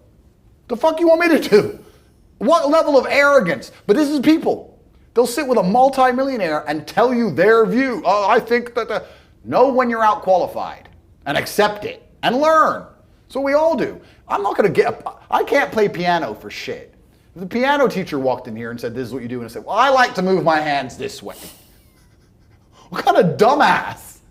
But this is the arrogance people operate under. So I'd say 20% of people are lazy, 20 to 25%. A large portion of the world are not lazy. They're actually working exceptionally hard, but they're doing the wrong thing. 5% of people are too stupid. So say 25%, 5% is 30%. But 70% of people are brutally arrogant, and this is why they are poor. That's the truth. And how did you make your first million? Good question. I've talked about this already. It was an unorthodox strategy. I've talked about it at length, so I won't give the whole story because it's too long. But I identified a gap. I identified a market. I approached the scenario and the situation extremely professionally. And I worked exceptionally hard. And I made my first $1 million. So my first millions came from owning a webcam studio. So I saw a little advertisement in the corner of a web page saying, talk to live girls now. I've never been a porn guy. I'm not interested in that shit. But I was like, that's interesting. I know some girls who need some money. Boom, boom, boom. I put together this apparatus, extremely professional. No fucking sexual misconduct. No Dan Bilzerian. No threesomes. Nothing. Very professional. 50-somes if it's down. Very professional outfit. And I used all my business knowledge and all my life knowledge, and I applied it. I worked 22-hour days, I would say. I got to the point where I was so tired. But I'd say, you know what, give me 20 minutes. And if I could hear the alarm go off, I'd get up. Sometimes I just slept clean through it, and I slept an hour or two. For months and months and months, and I built an empire. I built an insanely large empire at one point. I'm completely out of that business now, but how did I do it? As in, did you sell it? I didn't sell it. I just closed it all down. I moved on. I started making a bunch of money and I found other opportunities. But how did I get that opportunity? Perspicacity. First thing I said, pay attention. I paid attention. I looked at the girl. I'll give you the coffee shop example. This is what I did. I clicked on that advert. I saw the girl sitting there, miserable, waiting for a customer. I thought nobody's going to buy from an unhappy bitch. The men who are paying her are trying to escape an unhappy life or they wouldn't be doing this shit. So when I got my girls online, smile. Happy girls get paid. That was the token. That was the slogan. Happy girls get rich. Joking. Ha ha ha. Who's you going to pay? You're going to pay the girls like, yeah, having a blast. So I paid attention to the competition. I saw an opportunity, just like the coffee shop. So all the things they did wrong. The room was messy. Camera quality was shit. There's the basic stuff. The way the girl acted and interacted. All that stuff. And I applied it all by paying attention countless hours watching everybody else, finding the way to do it better, just like with the coffee shop, and I did it better. So I was absolutely and utterly perspicacious, and that's how you make money. And I did it with that, but I could have done it with anything. And now I do it with everything. The story of me sending a text message via my network and having a coffee shop is a true story. I've been in there maybe twice.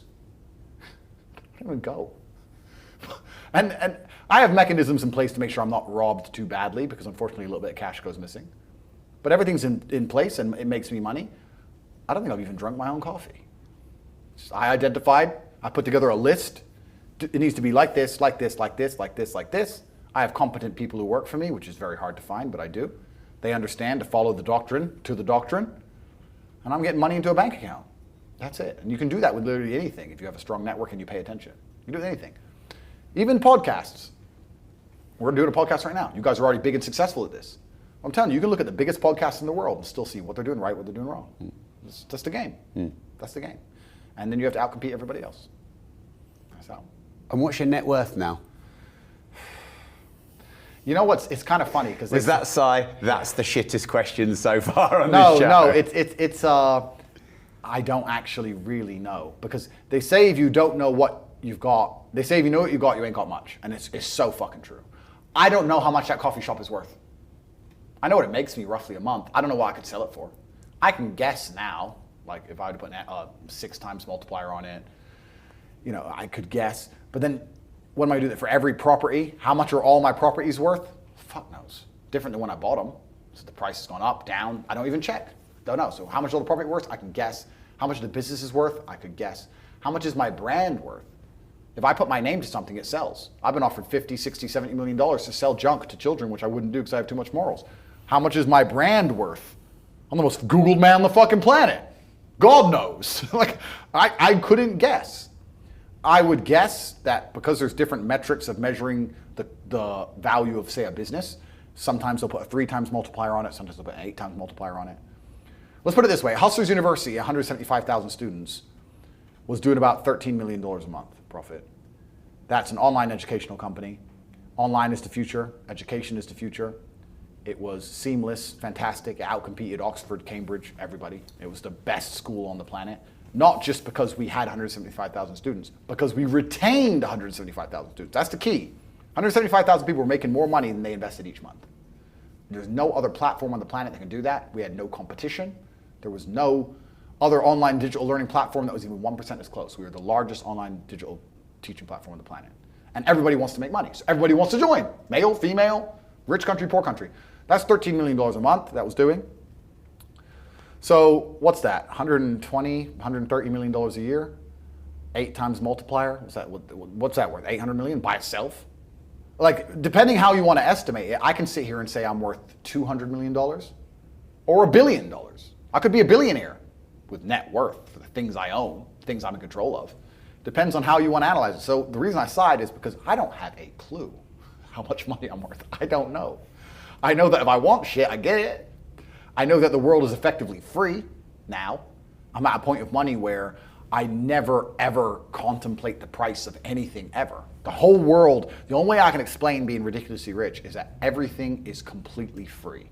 So if you want something, even 1%, even if you want something a little bit, the cost is 0% consideration. So I have 30 cars. I tried to stop at 10, but the car owners know I'm going to buy them, right? So They decide to launch a new Lambo and they text me and go, hey, new Lambo. I don't even ask to see a picture. I'm just like, okay. Because I'm not going to notice the money going missing. So why not at least, I might only glance at it for 3 seconds. I may never even drive it. I might just go, oh, yeah, it's all right. That's worth the money to me because the money is worth nothing. So the whole world is free. If I want coffee, it's like I buy and do things like the same way a person not even buys a coffee, like a penny sweet. It's just like, oh, fuck it, all right. It doesn't mean anything. I can't explain it. I don't have a clue how much money I'm worth. I don't know. That's the answer. I don't know. I just know I can have whatever I want. Do you have more cars or more girlfriends? I'm a man of God. You didn't hear? Well, God wants us to procreate, so I guess. They were going to be two separate questions. Yeah. But last time I looked, you had 29 cars, so you've clearly bought one more. Correct. And I saw somewhere you said you had 20 girlfriends. So more cars or more girlfriends? And let's talk cars and girlfriends. Yeah, good question. So yeah, I have around 30 cars now. I don't sell them because I don't need money. So what's the point in selling it? Do you buy ones that you think will go up in value, or do you just not care? Don't give a shit. No. I'll buy what I want. Whatever. Yeah, what I want.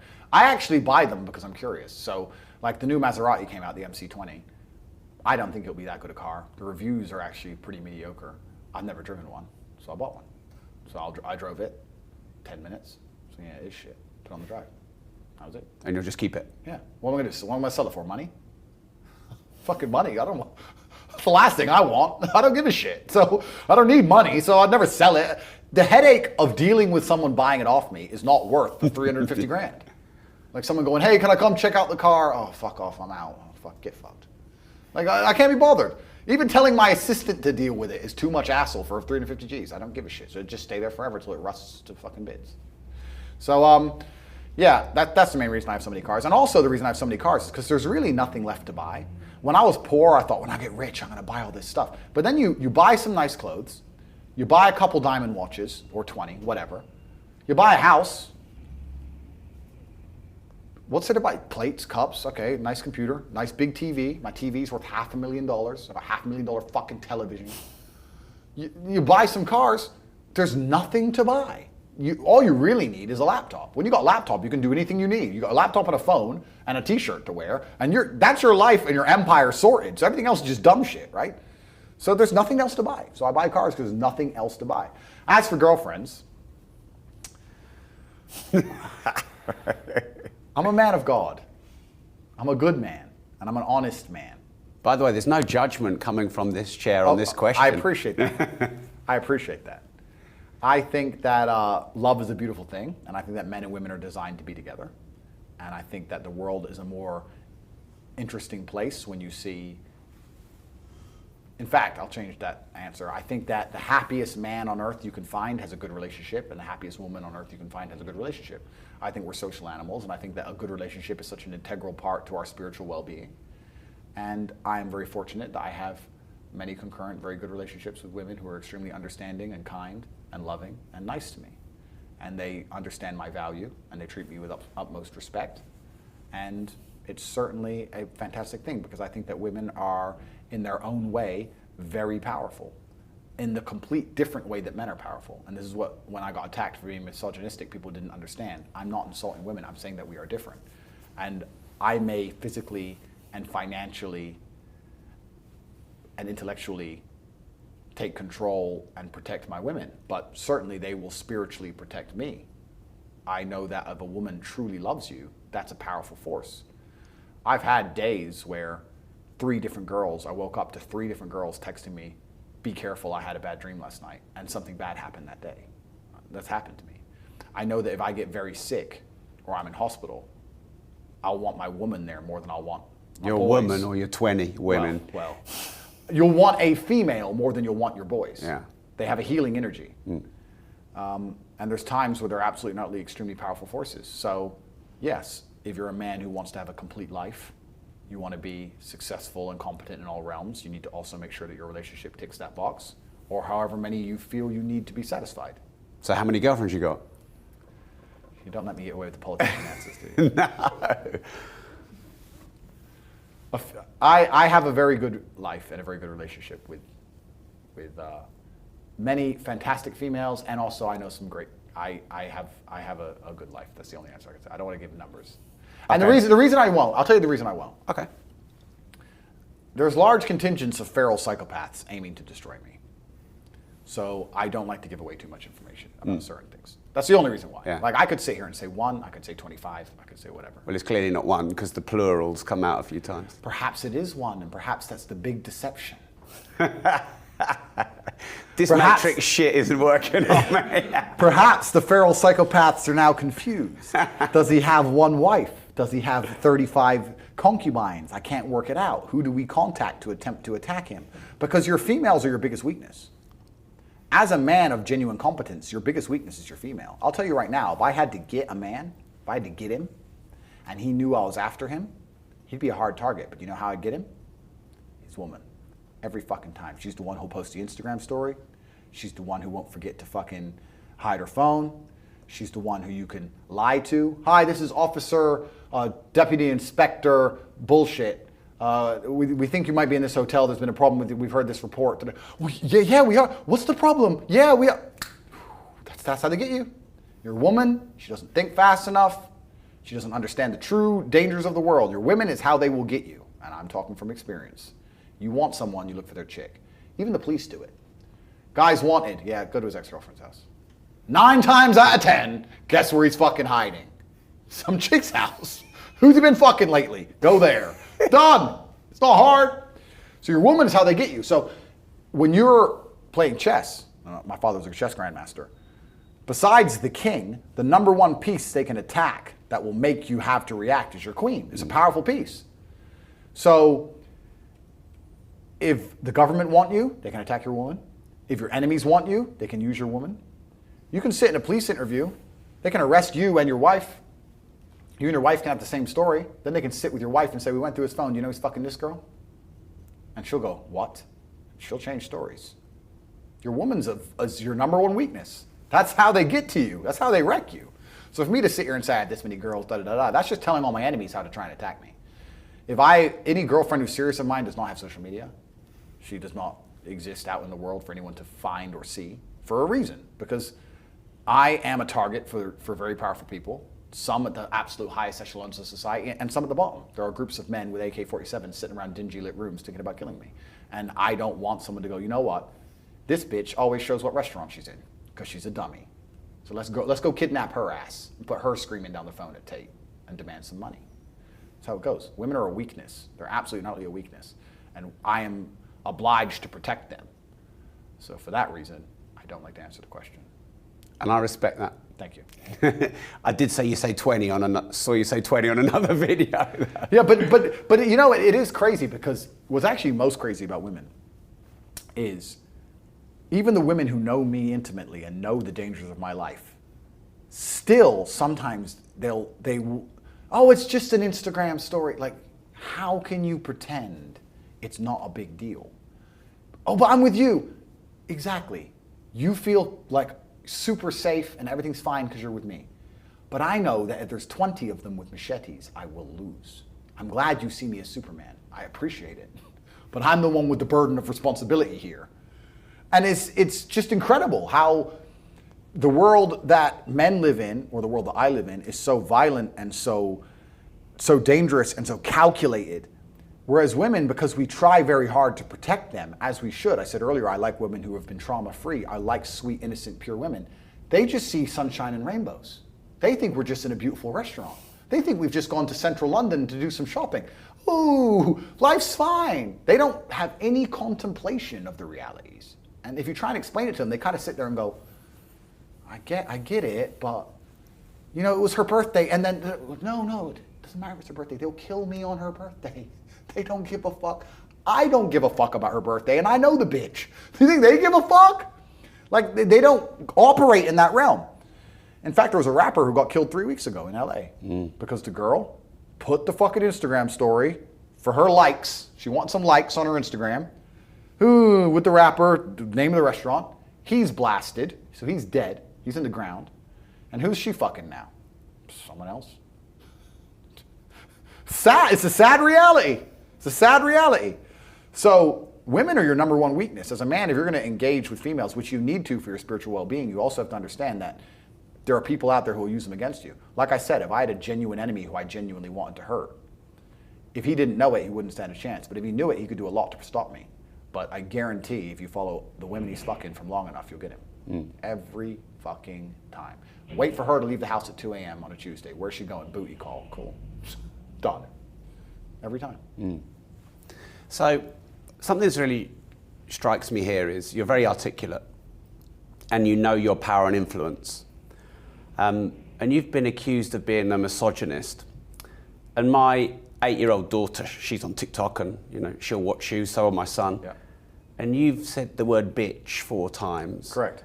So I would like you in your own words, with no loaded agenda from me, to just sort of explain, as someone who knows is influencing people so much. Yep. My 8-year-old daughter who might, Very Daddy's valid. in Dubai, can't wait to see Andrew Tate. Very valid. Because they are excited. Very valid. Yeah. Very valid. It's a valid question. The reason I will speak certain ways is to be, to a degree, deliberately provocative. Also because there's a humoric element. I also called a man a dickhead earlier. So it's not gendered. Yeah. I call people names if I believe it has a humorous effect. So it's not particularly gendered. Also, I certainly do not talk about women in the way that 95% of mainstream music does, for example. So I'm certainly not the biggest enemy or evil force on earth. So why do you get so much shit, but it's all right in a rap video? Correct, because of my influence. But you made a valid point. Like, I could have sat here and not said that word. You're completely right. I am, but to a point, I would hate to sit and say, oh, the Matrix has attacked me to the point where I'm going to truly censor myself. Like I said, there's a comedic effect to it when I do it. I'm very respectful of people all the time. Nobody's ever said I'm anything bad. Like I said, no women have come forward and accused me of anything ever. But you made a very valid point. It's a valid point. I have to accept the point. It's very valid. I know why I'm doing it. It's conscious. But there's a humoric element, and I don't want to sit and say, you know what, oh, the Matrix attacked me, so I better just just not be that person. I'm going to call a guy a dickhead. Yeah. In my story. Also and true. I might say, this bitch who might get me killed, because that's how I feel. If a girl's going to do an Instagram story that threatens my life, I'm not going to call her an angel. That's the story. Is what it is. When we were talking before we went live, you said you knew it was coming. Yeah. And by the way, I said we were going to do 6 rounds with Andrew, and we've sort of done most of rounds 1 and 2. Yeah, bro, I can talk, I know. Yeah, and I'm really enjoying this, so thank you. No problem. So when and how did you know that they who control the world were coming for you and that your influence had grown too powerful? I knew because of the orchestration of the attacks. The attacks were exceptionally well orchestrated, and there's no such thing as coincidence in my world. Like I said, my mental model allows me to predict the future, and if I believed in coincidence, then I would have been surprised when I was canceled. But I don't believe in coincidence because I've learned that is never true. So every single day I get a report from my staff that analyzes all social medias and news outlets because it's our job. As in your social media or the social media? The world. Yeah. Where I am, what's being said about me, how many comments are positive, how many comments are negative, percentages, etc. I get a report daily. Yeah. I got that report, looked pretty good, looked pretty easy. Went to sleep, woke up the next day, 150 different news publications. Wow. With the same version of a story that I'm misogynistic, with basically the same words slightly rewritten, in absolute sync. Is that a coincidence?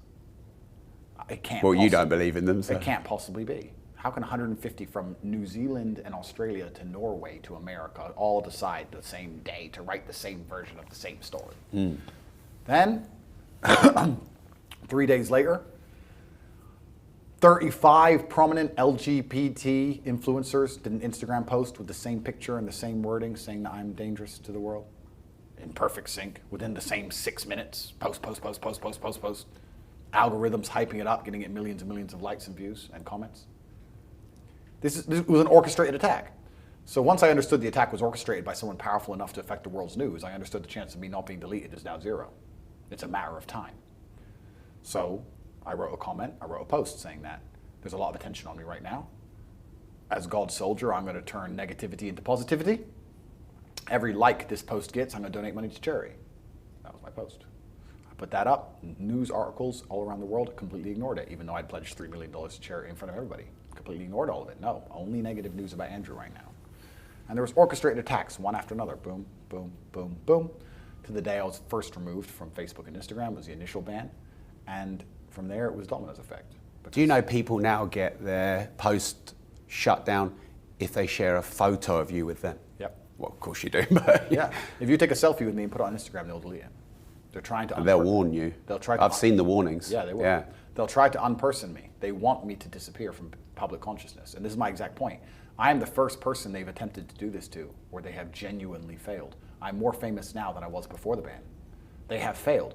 What happens is if you shoot somebody with your weapon and he doesn't die, you find a new weapon. This all goes back to what I was saying earlier. I know what they're thinking. See, this is, I wanted to talk about this because I don't know that cancel culture exists because, well, it doesn't for you and it doesn't for Joe Rogan. Because try and cancel someone and actually they just get more fucking famous. Well, Rogan wasn't canceled because he stayed on Spotify. He was never truly deleted. No. But cancel culture certainly does exist. It happens every single day to people who are just not as big as me. Every single day, people are being annihilated in real time. If you want to see cancel culture, I recommend you look at the last 3 years of this pandemic and ask about anybody who stood up and said, this is bollocks. Ask them about their social media accounts, because they ain't fucking got any. Small people get wiped out daily by the thousands. But can't they just keep talking and To who? more famous? To who? Well, How? Your accounts have been shut down, you're bigger than ever. Completely, because I am an exceptionally difficult target. That's why I'm going to end up dead. Most people, when they lose their social medias and their banks, they're done. They can't talk. I can sit and I have a network of thousands of people around the world. Like I said earlier, I have a very competent network inside the war room. I'm massively influential. I can sit and talk on other people's podcasts. I can fly around the world to end up at the right place at the right time. I have all of the youth's energy behind me. If you're a normal person saying, they're making me take an injection I don't want to take, this is bullshit, and they delete your Facebook, who the fuck are you going to talk to? You're going to go stand on the corner and yell at passerbys? People have tried that too. That doesn't work. Once they silence you, you're done. Thousands of people are being silenced every day because what did I say earlier about the Matrix? They want to tell one side of the story and they have to delete the opposite side to create a false version of reality. That's how the Matrix works. So cancel culture is super real. Yeah. You just don't hear about the people who are canceled. It's survivorship bias. This is the reason why you don't believe in cancel culture. I'm not saying I didn't, I just wanted to Cool. throw it at It's you. survivorship bias. Yeah. So I'll give you an example. In World War II, the planes that were coming back with bullet holes from the AA, the RAF said we need to put more armor where the planes are getting hit most often. Where the most bullet holes are, we need more armor. Makes sense, right? And then some very smart person said, no. The places that are getting hit so often and the planes still getting home are the places it's okay to get hit. The places where we never see a plane get hit and still make it home, where there's no bullet holes, is where we need the armor. Because every time a plane gets hit there, they never make it back. It's survivorship bias. So we don't know what we don't know. We don't see what we don't see. Correct. Yeah. We don't know about the people who are canceled because that's the point of cancellation. Yeah. We don't know how many thousands of people are being rejected from speaking and how many democratic voices are silenced in real time. That's the whole point of it. You know about me, but you don't know about the 10,000 already happened to by 8 p.m. today. Yeah. It happens every single day. And that's how they keep a control on the narrative. That's what's scary about it, is that it's happening to everyone. Yeah. I'm just a unique individual because I have a very powerful network and I've managed to circumvent it. But most people don't have my resources and capability. And like I said, that's put me in a very precarious position. Do you think this raises the question that it's very important to be as decentralized as possible? Yeah, but why would the people in charge of the world allow that? If you're in charge of the world, your only concern, you don't care about food, you're not worried about a house. Like, what's your only concern? Staying in charge. You're in charge of the world. You have one concern in your life, staying in charge. Are you going to decentralize information and power? Are you going to allow that to happen? Doesn't mean you can't create it for yourself as best you can. Well, I'm sure there's people out there who could try very hard, and some people are doing it. I've moved to Rumble off of YouTube. I've moved to rumble.com, which is a YouTube alternative, and he's an absolute hero. And he's fighting for free speech, and he doesn't censor me in any way. He's a complete hero. Absolutely, and people are fighting and standing up. But I'm saying that you are fighting against a very powerful competition, exceptionally powerful competition. And it's dangerous to do, and it's very difficult to do. It's hard. But yeah, I love the idea of a decentralized, fair world. I'd love the idea of utopian scenarios. I'd love to live in a utopia. Who wouldn't? I just don't think it's human nature. I think as long as humans exist, it's not going to be that way. And I actually think we're at the tipping point where it's going to get really out of control. Because once AI takes control, which is coming, then we're really fucked. Because the current limit on the tyranny they can enact on the populace is how far the police force can be brainwashed, right? If they kill everyone who's got blonde hair, if the police force are brainwashed enough, they'll do it. But if they're not, then the elites can't enact that law because the police will say no. But once the policing is either robotic or AI, then you're fucked because there's no longer any human element. And that's where it's coming. And you don't have to think about RoboCop. You have to think about AI as a whole. You have to think about your life being controlled to the point where your bank and your money and your social media and your passport number and everything is linked together to the point where the second you say something wrong on Facebook, there's a repercussion to whether your passport can be used, whether your bank is open. So you mean central digital currencies are all linked to this? CBDCs, exactly. Fucking scare me, they do. Yeah, they do. Yeah, that's right. Scare me. CBDCs is perfect. Once they have absolute control of the money and they can decide how and when and where you can spend it. And track it. Then you're fucked. Yeah. You're fucked. So look what just happened to me. I said things they didn't like, and I suffered from travel bans. My money was taken. But right now we're doing it the slow, old-fashioned way, right? You have to do the media, you have to convince the world that this person's bad with the media, then you have to cancel them, then you have to keep using the media to lie about them, keep the narrative up, then you have to go and use terms and conditions to get you can't do that to everyone. But once it's all automated in AI, you can certainly do it to everyone. Once you like the wrong post, oh no. Oh, your bank doesn't work today. You go hungry today. You can eat tomorrow, but you better not like that post again. You like food, don't you? You like to eat. That's where we're getting. Anyone who sits here and thinks that's not going to come is a fucking dummy. That is the end result. Because the people in charge of the world want to stay in charge of the world. I don't blame them. I want to stay in charge of my empire. Like I said, I'm not saying these people are bad. Don't kill me yet, gentlemen. I'm talking to you. I'm not saying you're necessarily any worse than anyone else. I want to stay in charge of my empire and they want to stay in charge of theirs. Who the fuck wouldn't? I get it. I'm just telling you how they're going to do it. That's absolutely and utterly, that's where it's coming.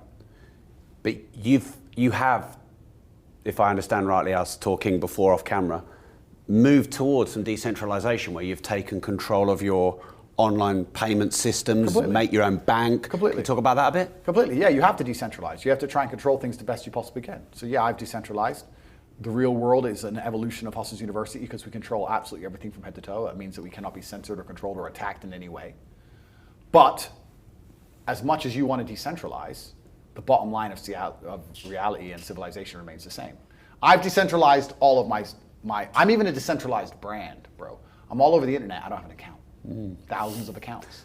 That's powerful. That's right. Yeah. I've decentralized as much as a person can possibly decentralize, but I still bleed.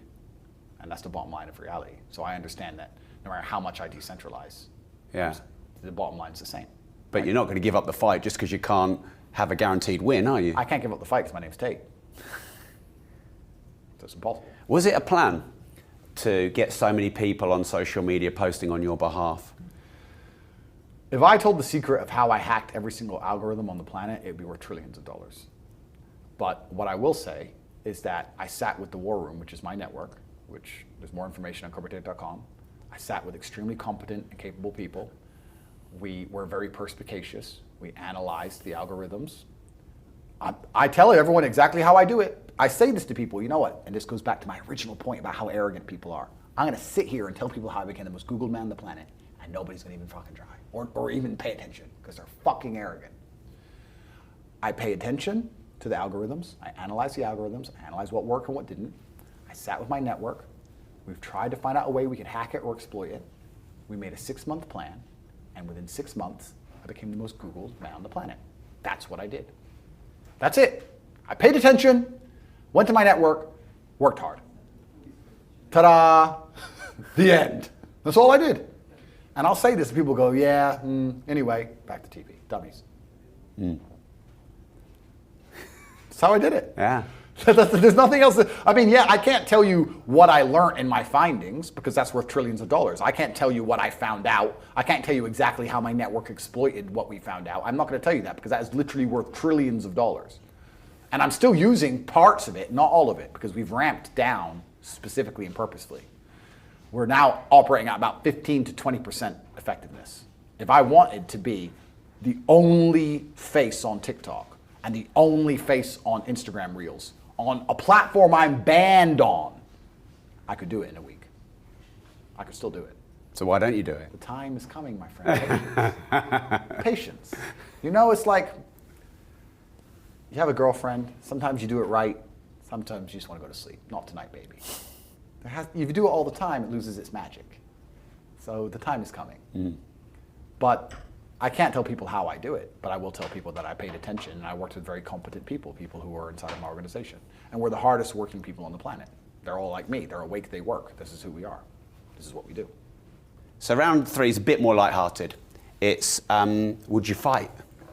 Would I fight? Yeah, well, that's what's coming. Let's go. Before, I've got 5 people I want to ask you about, but before we do, what do you think of the plethora, the growth of all these YouTubers who are now getting into celebrity fighting, KSI, Jake Paul, Logan Paul? What do you think of this movement? I think it's a really good thing. I think it's the old-fashioned way, a straightener. You know, instead of making stupid YouTube videos at each other all day long, insulting each other back and forth like girls, they're saying, meet me on this day and time and fight. I respect that. That's how I was raised. That was my career. Anyone I had a problem with, I fought, and the better man walked out as a winner. I think it's the best thing that could possibly happen for society. Good. Hope it keeps happening. Hope every time YouTubers disagree, they fight. Good. Good. It's better than making YouTube videos at each other back and forth like fucking girls. And anyone who's made a YouTube video about me, like True Jordy is one. He's a fat fuck. He needs to get destroyed by me, but he's scared. There's some guy called Hassan, which is he's a strange guy. He wears dresses. I'm not sure why he decides to dress. He dresses like a girl all the time and he has long hair. He's weird. I'd love to whoop his ass. But these people are afraid to see me in the cage, right? Because they know I'd absolutely not destroy them. So you would go and have a fight with them? Completely, because I know I'd win and they deserve it. But that's why they'll never do it, right? They'll just do YouTube videos about me, but they'll never actually meet me in fair competition, which invalidates their entire opinion. Yeah. Right? So if someone goes, I disagree with Andrew, but I'm scared to ever see Andrew. Well, then who gives a fuck what you think? You're all pussies. So they're all cowards. All of my enemies are cowards. So yeah, but I think it's a great thing. If people who disagree with me had to meet me in the cage, there'd be a lot less stupid videos on the internet. But can't we disagree without fighting? What's the bottom line of society? But it doesn't always get to the bottom line. But it doesn't because of the threat of the bottom line. If I had a fight every time I disagreed with someone, fucking I'd be fighting all day, every day. No, but I'm saying the reason that there isn't a fight every time, and I'm not saying we should live in a complete savagery, but I'm saying it is the bottom line of differing opinions, right? The reason war eventually happens is two governments disagree to the point where discourse breaks down. We try discourse. Of course we do. But the only reason discourse is even respected in the first place, the only reason you'll even have delegation from another country and entertain them is because you understand that that country has an army. If that country had no army at all, when their delegation came, you'd say, get fucked, and just ignore them completely. It is the bottom line, it is the underpinning of possible violence that makes you try and avoid the violence. It's the underpinning of society. So if I've had cordial conversations with idiots on the internet, which are so stupid and dense that they cannot possibly understand how inferior they are to me, and we've now reached the bottom line, what's the bottom line? So how come you've never had any of these fights Because yet? they won't fight me, because they are cowards. Right. That's it. So this is my point. So I agree with you. You've had discussions that didn't end in violence, as have I, of course. But whether you realized it or not, those underpinnings have always been there. And people and humans intrinsically know this, and I'll tell you why.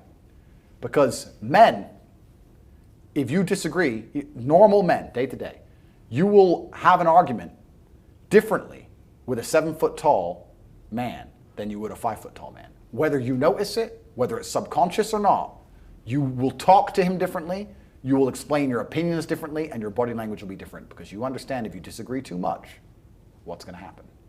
That's the reality. I've seen it myself. I know how people argue with me because they know I'm so capable.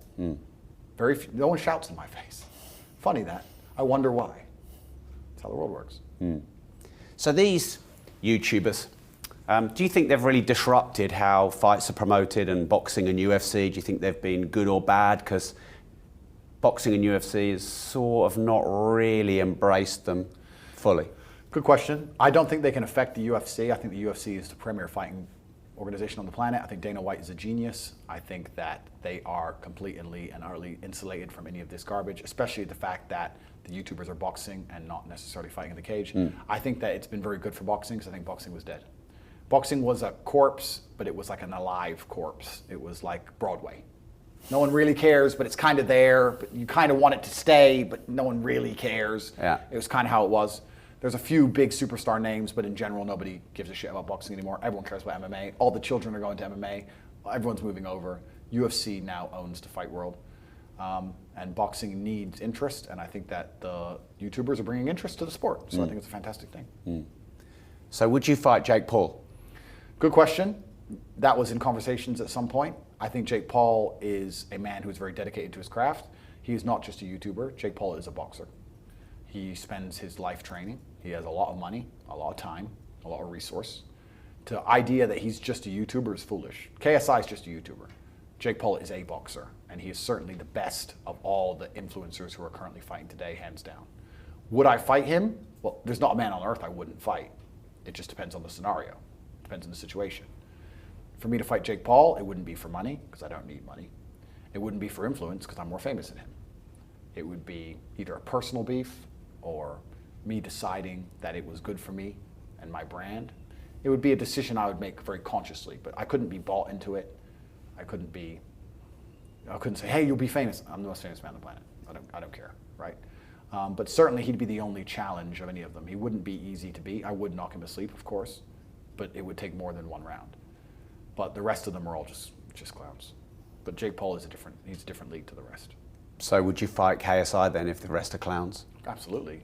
KSI said my name at the end of his last fight. I said yes, then he came out and said I'm too big all of a sudden. He shit himself. So he's a clown. And if Jake were to fight any of them clowns, Jake would destroy all of them. Jake is a boxer, the rest are clowns. Sure, I'd fight KSI. But like I said, I need a genuine reason to do so. I don't need money. I am so many times richer than these people. Like infinitesimally, these guys they're still performing. They're still performing in a circus for pennies, whether it's boxing or anything else. And I did it myself, but you get to a certain level of wealth where you realize I'm beyond it. I'm above it and beyond it. But if KSI genuinely upset me, then sure, I'll have a straightener and whoop his ass. Why not? Would you fight Floyd Mayweather? No, and I got offered that fight. Ah. Got offered that fight, and he's one of my heroes, so I couldn't bring myself to do it.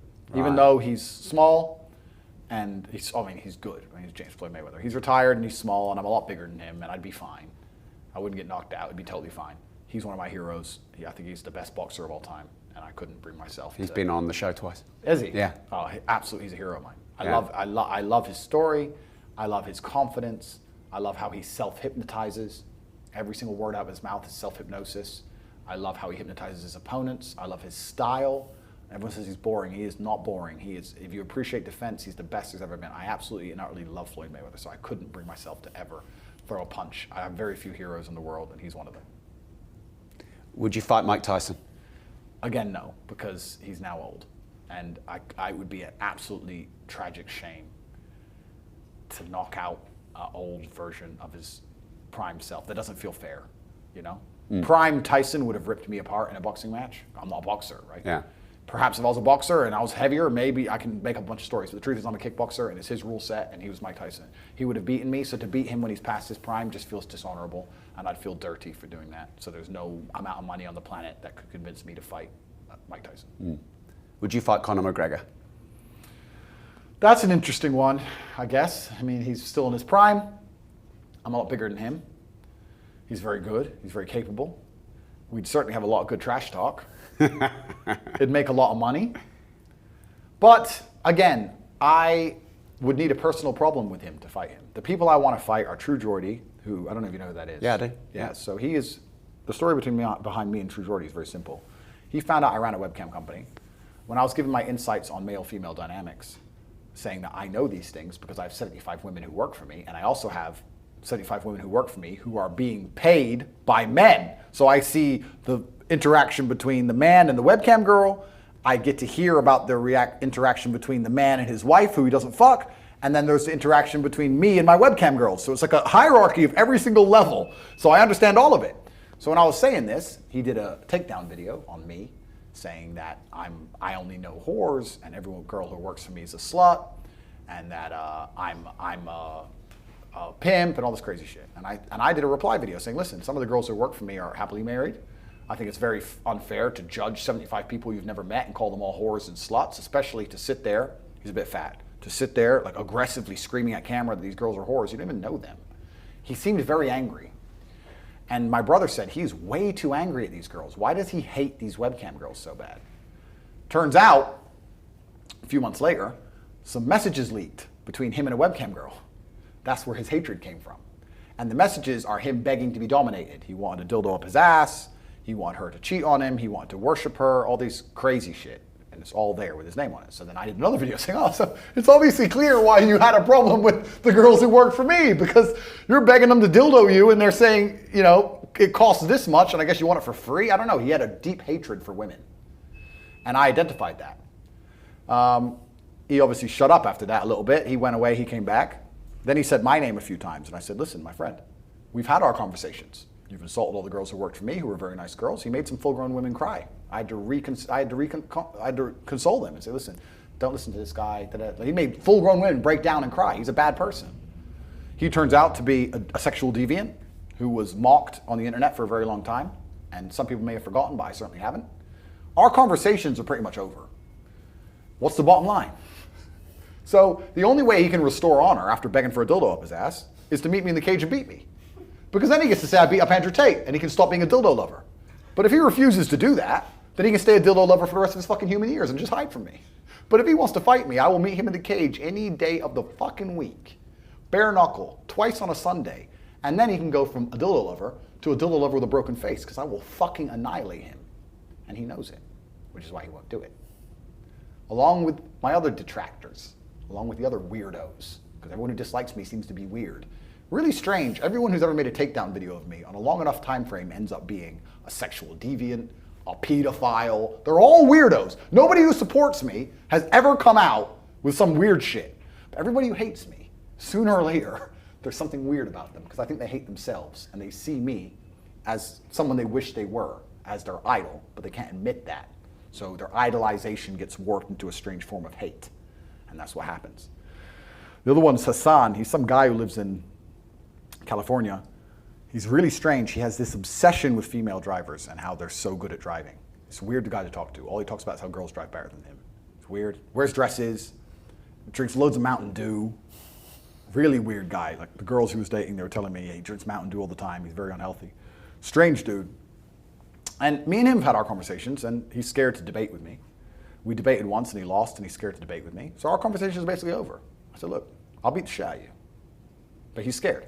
So I win by default. It's kind of cool to win by default. It's kind of like you turn up to the match and or flip a coin and halfway up in the air, they're like, you already win. But these people are cowards. So I win by default because no one respects a coward. So all their points of view are invalid because they're cowards. So yeah, bottom line of society, my friend. So the only people I would fight are people who deserve to be annihilated, because I'm an extremely capable person. I'm a feared opponent in all realms of human endeavor. And being in a cage with me, locked inside when I have a personal vendetta against you, is probably one of the worst human experiences a man can go through. I will hurt these people. And they know it. So yes, those are the two I would fight. Anyone else would have to come up with a good reason. I have nothing against Connor. Kind of like the guy. So it'd have to be a good reason. Let's put it that way. Well, that was a fun round. We've never done a round like that before, have we? Oh no, we did it with Jake Paul. Yeah, we did a Would You Fight round with Jake Paul, didn't we? That was fun. Right. Let's move into round 6, but I'm going to move it up to round 4. Cool. Just throw shit up. Quick fire round. Cool. So, 15 seconds an answer? Perfect. Is happiness the purpose of life? No, absolutely and utterly not. The purpose of life is to be competent and successful. If you try and base your life and your mentality purely around how happy you are, you'll end up hedonistic and destroyed. Are entrepreneurs narcissists? I think you need to be narcissistic to a degree to believe in yourself. I've never seen somebody who gets to the top of the world or the universe in any field who did not have absolute and utter belief in themselves. What's the most expensive item you've ever bought? Besides property, I've bought a lot of very, very expensive property, planes, boats, but besides those things, it will probably be my Bugatti Chiron for $5.2 million, and I also have a very expensive watch, which is close. What do you know that most people don't? I know the secrets to the universe and how to escape the matrix. And I'm trying to make sure that most people know those things. That's why I teach at CobraTate.com, because the more people that escape, the more enemies, the more soldiers I have on my side against the enemy. You're good at this round. That's right. What big thing have you been wrong about in the last 12 months? That's a very good question. And I'm very self-critical and self-analytical. I actually want to give a longer answer for this one. Do it. Good. I'm never wrong, ever. Because all the times I was wrong I have punished myself severely. Most humans don't do that. So I can't think of anything I've been wrong about in the last 12 months. It's been years and years and years since I got a call wrong. Like I said, my mental model is designed at predicting the future flawlessly. Most people are happy to be wrong and they don't even apologize to the world or punish themselves for it. Perfect example, and the reason I keep using this example is because it's so recent. There are people out there who are shouting at other people in the supermarket to wear a mask, shouting at other humans, you better wear one. Now they must have realized by now that it's still here, nobody needs a mask, everything's fine, and you were psyoped and tricked by the media. They, as an honorable adult, should stand up and say, I am sorry. They should do a public post on all their social media. I am sorry I believed the lies. I am sorry I helped purport the enslavement of mankind. I'm sorry I shouted at fellow members of the human race. I am sorry I was a tool of the Matrix in its enslavement of man. I am sorry. They don't. You know what's funny? It doesn't even cross their minds. Not only they're not sorry, they don't even think about it. I was so wrong to the point that I'm running my mouth screaming at people. And now I realized I'm wrong, but oops, oh well, Slava Ukraine. Dummies. The reason I'm never wrong is because I punish myself for being wrong. The reason people are wrong all the time is because they don't even know when they're wrong, and once they get told they're wrong, they're like, oh, only human. I'm allowed to make mistakes and yell at people in the supermarket like a fucking dumbass for no reason. That's the majority of the human race. I haven't seen any apologies on Facebook from all these people who were pro-fucking and pro-mask. Have you? I haven't seen a single fucking sorry from any of the people who were totally wrong. None. No wonder they're all fucking dummies. Dumb cunts. Sorry, I shouldn't use that word. Dumb fucks. All of them. And that's why they're going to continue to be wrong into eternity, because they don't punish themselves. I punish myself. If I ever got anything wrong, I would punish myself. If I was wrong about COVID on the scale that most of these people were wrong, I'd be too ashamed to show my face to the rest of the human time. If I was sitting on podcasts purporting the enslavement of man to the level these people have been doing it, I would be too ashamed to walk earth ever again. I would be apologizing profusely for all of my waking years. I would never shut up about how sorry I was for being fucking psyoped. These people do not feel an ounce of guilt, not a single ounce of guilt, because they are godless. If they believed in God, they'd understand what they have done wrong, and they would feel true moral guilt, because God put morality inside of all of us. They're godless creatures. They don't feel a fucking ounce of shame, none of them. And that's why they're always wrong. If I forget my keys, if I lose my phone somewhere around the house, and I can't find it instantly, I'll say to Tristan, 2 minutes. I'll go, okay. If I don't find it in 2 minutes, I punish myself. I'm not allowed to not know where things are. My phone is here. Because when I put it down, I literally think, you've put your phone on the windowsill. That's how I operate. I put my phone on the windowsill. I know where my car key is exactly. I know where my car is parked. I know the way out of the building. If I go on a ferry or a boat and I go up or down a level, I know how I will get out if the boat tips. Because you think, oh, it's only 2 levels. Wait till it's upside down and full of water. That's how you fucking drown. You don't know. I do. I pay attention because I am perspicacious.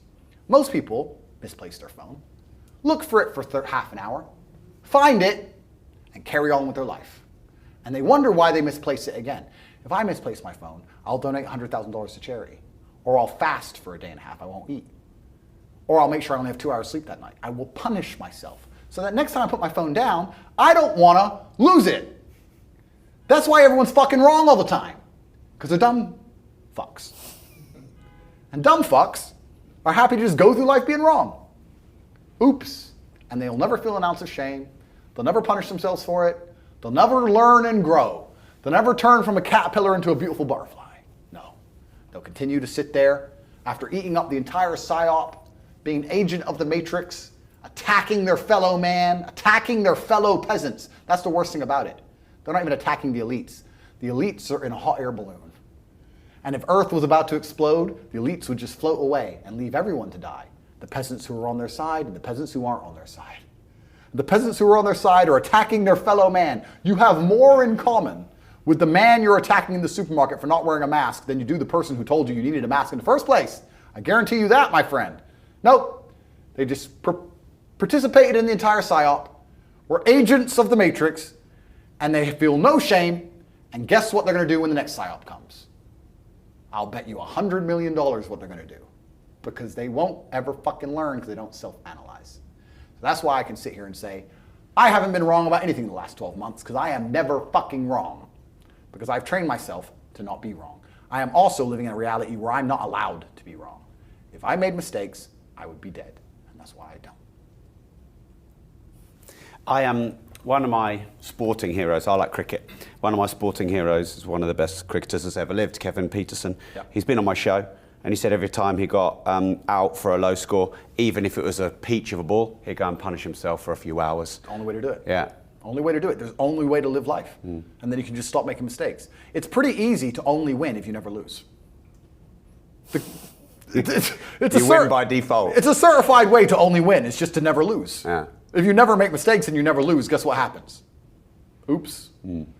Billionaire. That was hard. Just don't misplace your keys. Easy.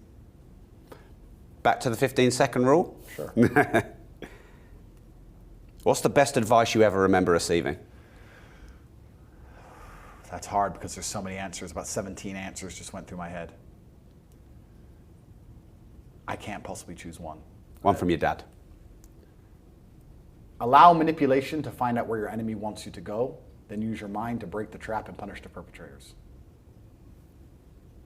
And I have to elaborate. Sorry, I know it's That's fine. Rule. But the reason that's so important is because if you don't know where your enemy wants you to go, you might end up there on accident. If you don't allow your enemy to tell you what they're trying to do to you, you might accidentally end up where they want you to be. So you sit there and you listen to their bullshit head to toe and you say, why? You don't even ask why. Listen to their bullshit head to toe and say, okay, I agree. What do you want me to do? And when they tell you what they want you to do, you use your mind to break the trap and you punish the perpetrators. Because once they've told you what they want you to do, you can make sure you never fucking do it. If you never get them to tell you that, they might get you there another way. You might take the B road, right? They might say, we want to get him to do this way. He doesn't believe it. Well, then let's tell this lie. Now he's doing it.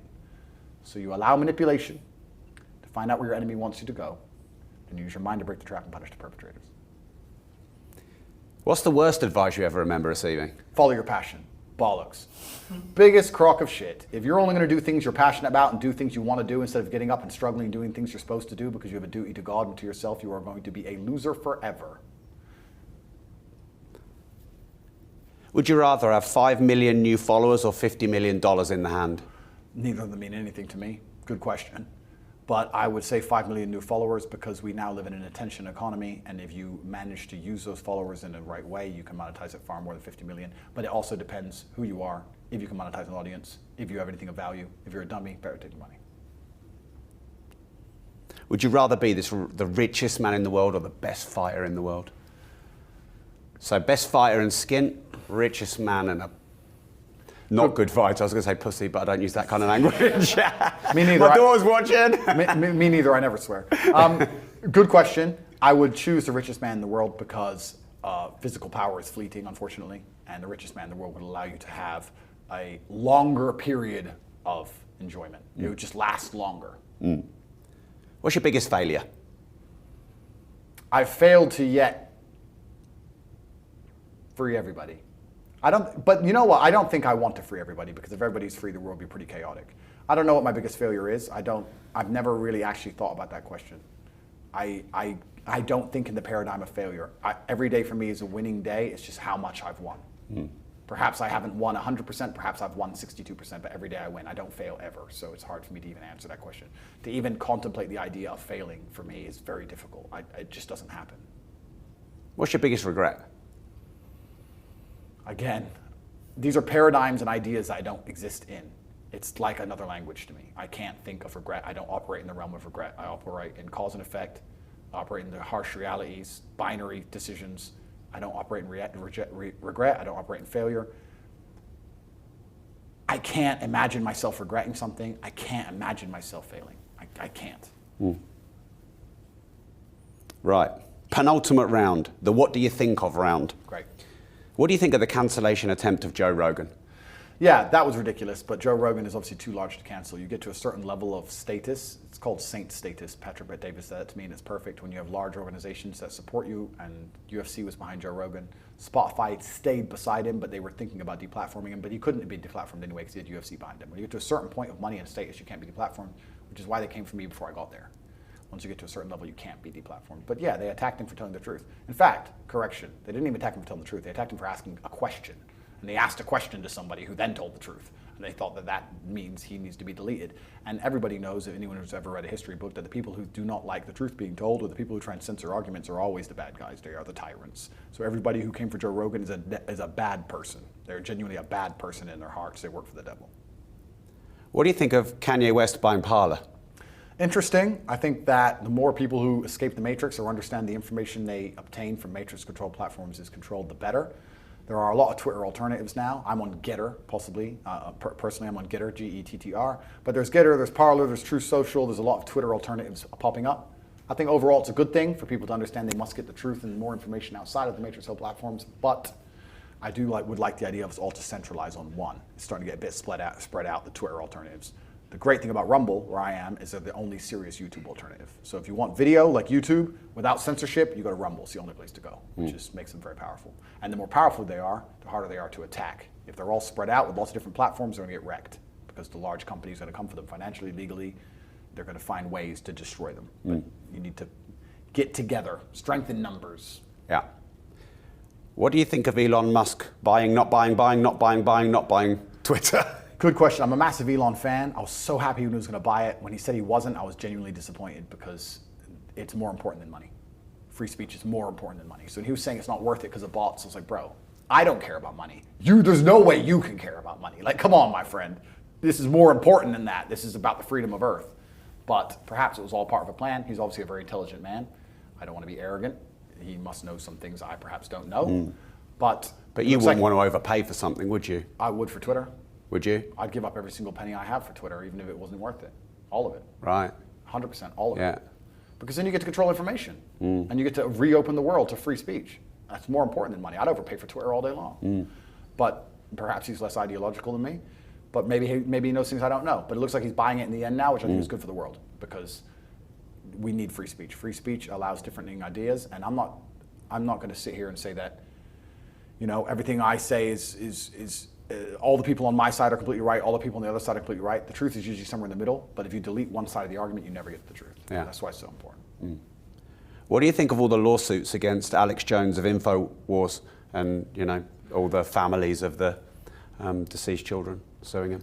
Yeah, I understand he may have said some things he shouldn't have said. However, do I think he owes $1 billion for that? Absolutely not. What did I say was stage 3 of 3 stages? Stage 1 is they silence you. I think he's been deleted from everything. Stage 2 is they use the law to try and fuck you. So I think that Alex is on stage 2, unfortunately. Am I saying he's right in what he said? No. I don't know the details of what he said. I don't know the details of the event. However, he does live in a country with First Amendment protection. He should have free speech. And the fact they're charging him $1 billion for saying a few things is kind of crazy. Also, nobody's right all the time, right? He's a conspiracy theorist, but he's right 99% of the time, and then they find the one time he may have been a bit wrong and fucking wreck him. They're not doing that because they care about justice. They're doing it because he's on stage 2 of the 3 stages. Use the legal system to absolutely not decimate an individual who they do not like. That's what it is. So it's certainly personal, which makes it unfair by definition. If it's a personal attack, then it can't be a fair attack, can it? We're all supposed to be the same under the law. So I think it's unfair. What do you think of the woke left versus Jordan Peterson? The woke left are hateful people. Jordan Peterson is extremely intelligent. The woke left are full of hate. They weaponize virtue to pretend they care about others because they're such hateful, nasty people that they need to hide behind something. They did the same to me. There's not a single woke leftist who attacked me for being misogynist, which donates to women's charities like I do. Not a single one who's built an orphanage like I have. Not a single one who takes stray dogs from the streets in Romania like I have. Not a single one who's prevented anyone from suicide. Nothing. They just took fake virtue, weaponized it, pumped it full of their own hate, because they're hate-filled, and attacked me with it. The woke left are the most hateful, divisive, intolerant people on the planet. There's no point in calling for tolerance for different skin colors if you do not tolerate tolerance of ideas. What's the point in that? To say that we love diversity, but only if everybody looks different, but thinks exactly the same. Is that diversity? No, sir, it is not. Diversity is not only that we look different, that we think different, that we act slightly differently. That's true diversity. These people are not for diversity or inclusion or tolerance. They are hate-filled, feral psychopaths. They attack me and they attack anybody who has any influence over the world, which does not absolutely and utterly go lockstep in line with their insane dogma and doctrine.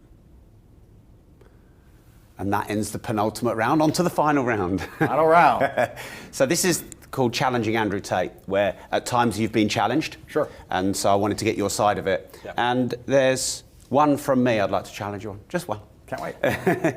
So, was Piers Morgan the worst interviewer you've ever experienced?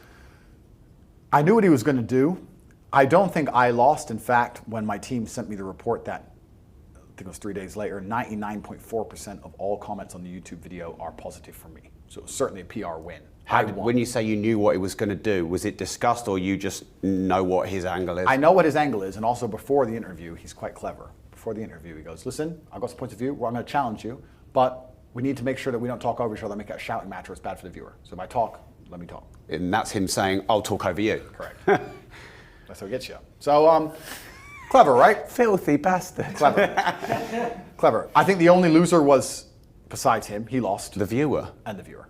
Because I never got to explain anything. So it was kind of just like frustrating to watch. Yeah. So I won from a PR perspective. By all observable metrics, it was a good interview for me. So to say he's the worst interviewer, well, the idea of doing an interview is that you come off good. I came off fantastically. In fact, it was one of my best performances and I barely fucking spoke. So So he could be the best. it could be the best. So it depends how you measure it. Because Yeah. as I said, my team analyzed it in real time. All the comments are on my side.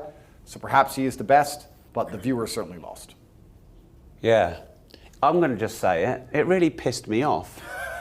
Because, like, I'm not as big as an interviewer as him, Yeah. but then I've got other business interests. Sure. This is my hobby. Sure.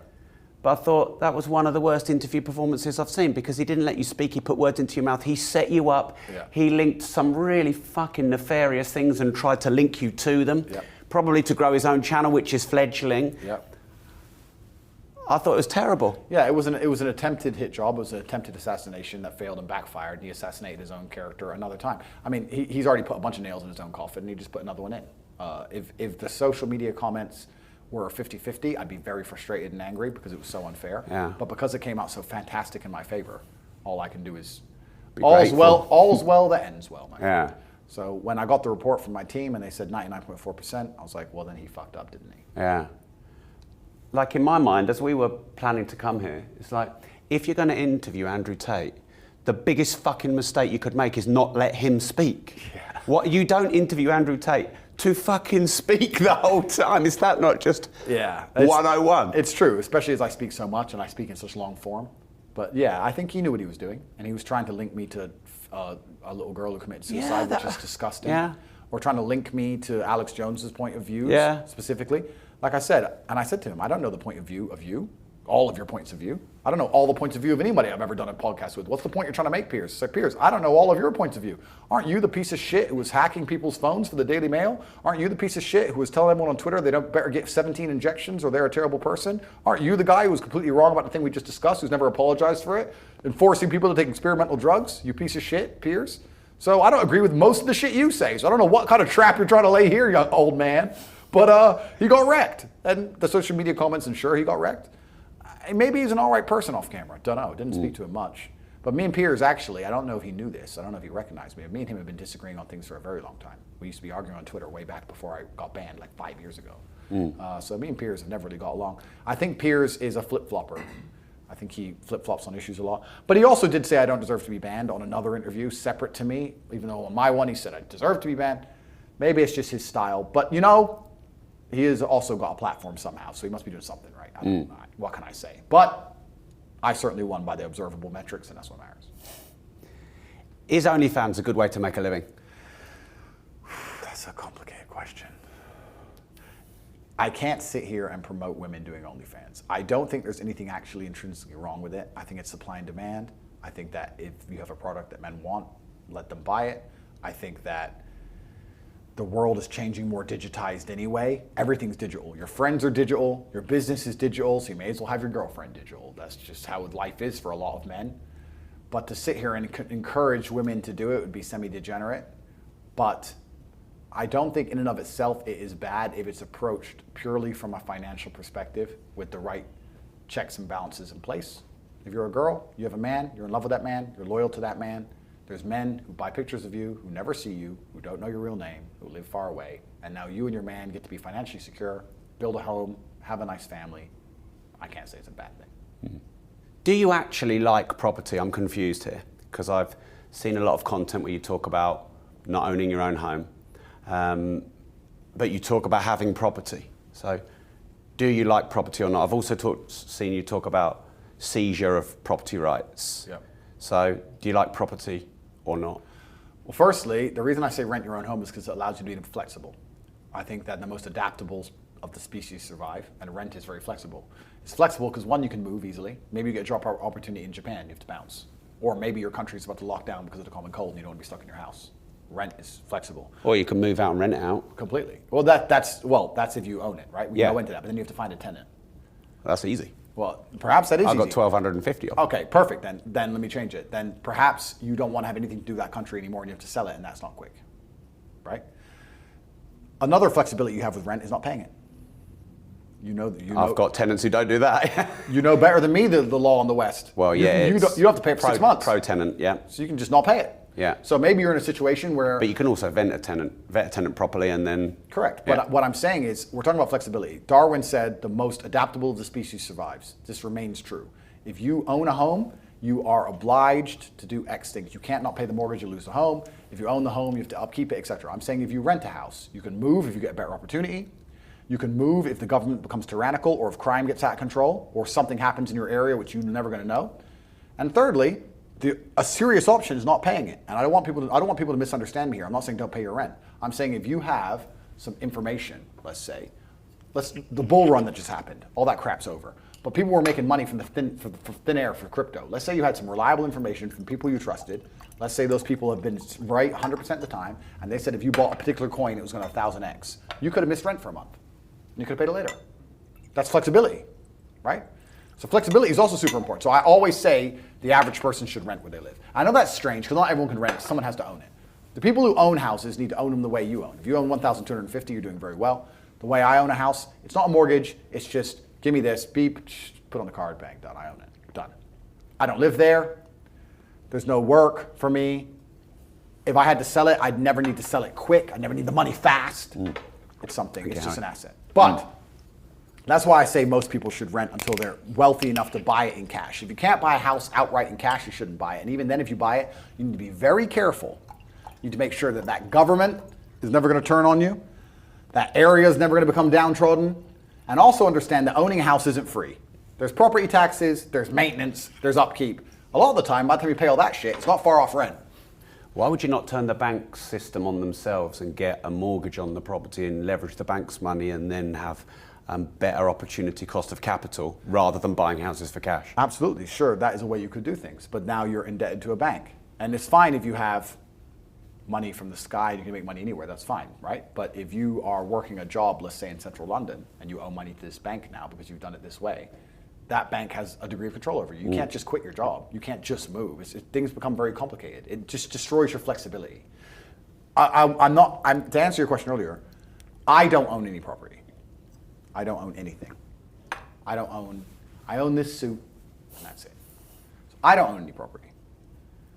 Some friends of some trusts with some companies which are registered from Singapore may own some property. Right. That I have the keys to, but I don't own anything. So you have some assets under your control that are property, but you don't own them. I don't have any. The Matrix hates me. I don't have anything. But I have some keys to some houses.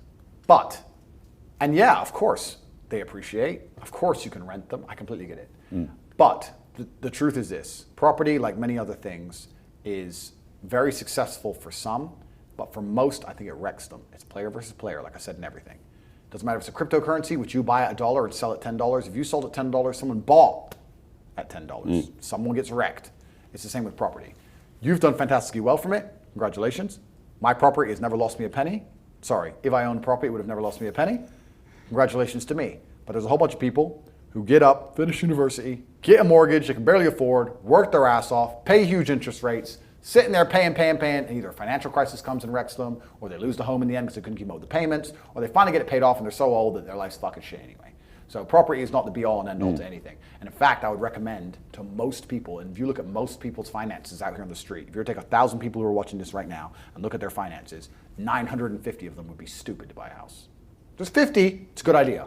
But for the majority, it's not. Could you say that about any, sorry to interrupt Sure. you, so I think it's the first time in 3 hours, so No, sorry. no problem. Couldn't you say that about 1,000 set of case studies of any human being? Yes, you 1,000 could. of them shouldn't go to your martial arts class because only 50 of them will survive. Yes, you could. But the difference is the Matrix tries very hard to push the idea of property. Some of the other things, But you can play the Matrix at its own game. completely, 50 of them can, 950 can. And this is my point. My point is that the Matrix says do property, do property, do property. That is only applicable to a very small percentage. It's not applicable to everybody. The Matrix doesn't say do other things that are applicable to everybody. No. It tells everybody the same blueprint. And that blueprint used to be applicable to a lot more people. I don't think this was actually as deliberate as people understand. 50, 60 years ago, property was fantastic for almost everybody. 1 year's wage, you get a house. That house cost 75 grand. Now it's 450 grand. Fantastic. You did good. Absolutely. It's different now that the house is 450 grand, you're earning 40 grand a year. Now it's a very different scenario. So when your parents or older people say, yeah, do property, it was great back then. Now I don't think it's nearly as competitive as it was. I think that the rich are getting richer and the poor are getting poorer. I think the poor are getting outpriced of most assets. I think that some of the biggest mistakes poor people can make or middle income people can make is chase assets they can't simply can't fucking afford. And the only way they can do it is to indebt themselves to a bank with interest and enslave themselves for X amount of years, destroy their flexibility to try and pull off owning one property, and owning one ain't gonna make you rich anyway. You gotta own as many as you do. And what I'm saying is, there's a small percentage of people who benefit from property, just like there's a small percentage of people who benefit from crypto or stocks. How many people lose in the stock market? Most. Exactly. How many people lose in Forex? Nearly all. All, correct. Yeah. So this is the same with every investment. But the reason I'm only attacking property is because property is the one everyone says is safe as houses, good for everybody. No, it is not. It depends on your circumstance. That's my problem with property. In my scenario, or your scenario, how can we lose? If I buy a house for $5 million and I'm never, ever, ever going to need that money, I can wait until the day I die to sell it. Then I'm always going to make money. I go, oh, the property prices have crashed to $3 million. Then I don't sell it. Yeah. Who cares? It doesn't matter to me. If I had a mortgage on it, it'd matter. It was my only property, it'd matter. If inflation is 20%, my wages are going up 1% a year, all this shit matters. But not to me, not to you. We're the 50. But 950 people here need to join the real world and learn how to make money a different way. Because we teach you how to make money with nothing. If you make money with nothing, you can't lose. That's the beauty of it. You can lose if you invest in a house. You can't lose if you don't spend any money. But if you raise money from other people, because money is infinite and everywhere, and partner up with someone and put that into property, that's money out of thin air. And then you buy, hold, die, you can't lose. To a degree. And inflation. One thing we haven't talked about yet. You have good debt mortgages. Yeah. Inflation's paying 20% that down a year for you. Absolutely not really true. And I'm not going to sit here and say that everybody who's ever bought a house is lost. I only talk about this because the majority of my audience are 18 to 25, 26. They're being told by people much older than them that they buy a house, they'll be financially secure, and I'm telling them that that is simply not the case. And also, there's a bunch of intangible disadvantages, like the absolute inflexibility of the house. I don't know in your experiences, but people I know have spent 2-3 years trying to sell a house. 2 years is eternity. Eternity. 2 years ago, we were locked in our houses. 2 years ago is forever. So if you're going to accept that degree of inflexibility, if you're going to accept that degree of obligation, I think for many people that is a mistake. I think there's better ways to make money, and I think that renting is a lot safer for people. Especially now we're living in a world where a lot of money is made online. I have some people who can make money online. If you're making money online, even living in a Western country is stupid. Go to Thailand. Live for a fraction. Be safer. Not get stabbed. Like even living in the West in general is dumb if you're making money online, and more people are. So my point is nuanced. There's absolutely exceptions to the rule. There's absolutely scenarios in which I'm totally wrong. It's a nuanced point I'm trying to condense, and I'm saying that property used to be the cure-all for everybody. Get a normal job, work in a factory, pay off your house, be good. Yeah. It's not like that anymore. No, pension money is not going to be yours, is it? Yeah, exactly. It's not like that anymore. And also, what did we say earlier about competitiveness? We said that there are people out there in the world competing with me, and there's people out there in the world competing with you. You're a property shark. You just said it. You're an animal. They're competing with you. Like you can pay more for it and overpay for it because you know you're going to have whatever. You can buy the houses next door and put shit tenants in them. Like if you want to fuck somebody, you could. So they're also competing with sharks, and this is the point I'm making. The reason I'm anti-property is because often it's a 24-year-old guy who just got his first good job out of uni. He might be able to, if he eats ramen noodles for the next 15 years, pay off this fucking council terraced house in Liverpool. And I'm like, bro, that is not going to save your life. You're going to be 50 in a shit house. That's dumb. So are you saying to earn your money from a standing start. Putting money into property is probably not good, but when you've got wealth, parking it into property is good. Correct. I think that if you have a lot of wealth, parking your money into assets in general is good. I think that property is a pretty safe asset overall, globally. It does go through some ups and downs, but property performs, you know, it's certainly a fantastic place. I think as a way to generate wealth, there's some people who say it can be done, that's fine, but I think it's very inflexible. I've always preferred flexibility. I think we now live in a world where a lot of money can be made online, a lot of money can be made from a phone, a lot of money can be made from a computer. And also, this all ties back into the very beginning where I said the ultimate bottom line of the world is violence. Property seizure is a perfect example. You mentioned property seizure. Surely that's something I wanted to ask you. I feel like that's the last thing they'll take before a full-on fucking war. Like they'll take everything else first. They'll call in the gold. They'll debase money. That'll all happen before your fucking house. Well, if they're going to do it to the whole population, I agree. But if they're going to do it to an individual, I disagree. Yeah, if you don't pay your parking ticket, they'll take your house. Sooner or later, may take a year, may take 2 years, they will take your house. So my question is this, do you own it? This is my problem with property. I own my house, do you? If they can take it off you anytime you annoy them? No. If you don't pay your mortgage for 3 months, you'll see you own your house. Yeah, that's right. If you don't pay your taxes, see you own your house. If you don't wear a mask when they tell you to and you get a fine for not wearing a mask and you think that's injustice and you don't pay the fine and they add money to the fine, then it goes to court, you're supposed to turn up, you don't, they send a bailiff, you tell the bailiff to get fucked, they will take your house. So if you don't wear a mask, they take your house. So do you own it? This is a philosophical question and you can answer. Do you feel like you own your property? Because I would argue that you don't own shit. Philosophically, I don't think I own anything. Well, I would actually disagree with that again.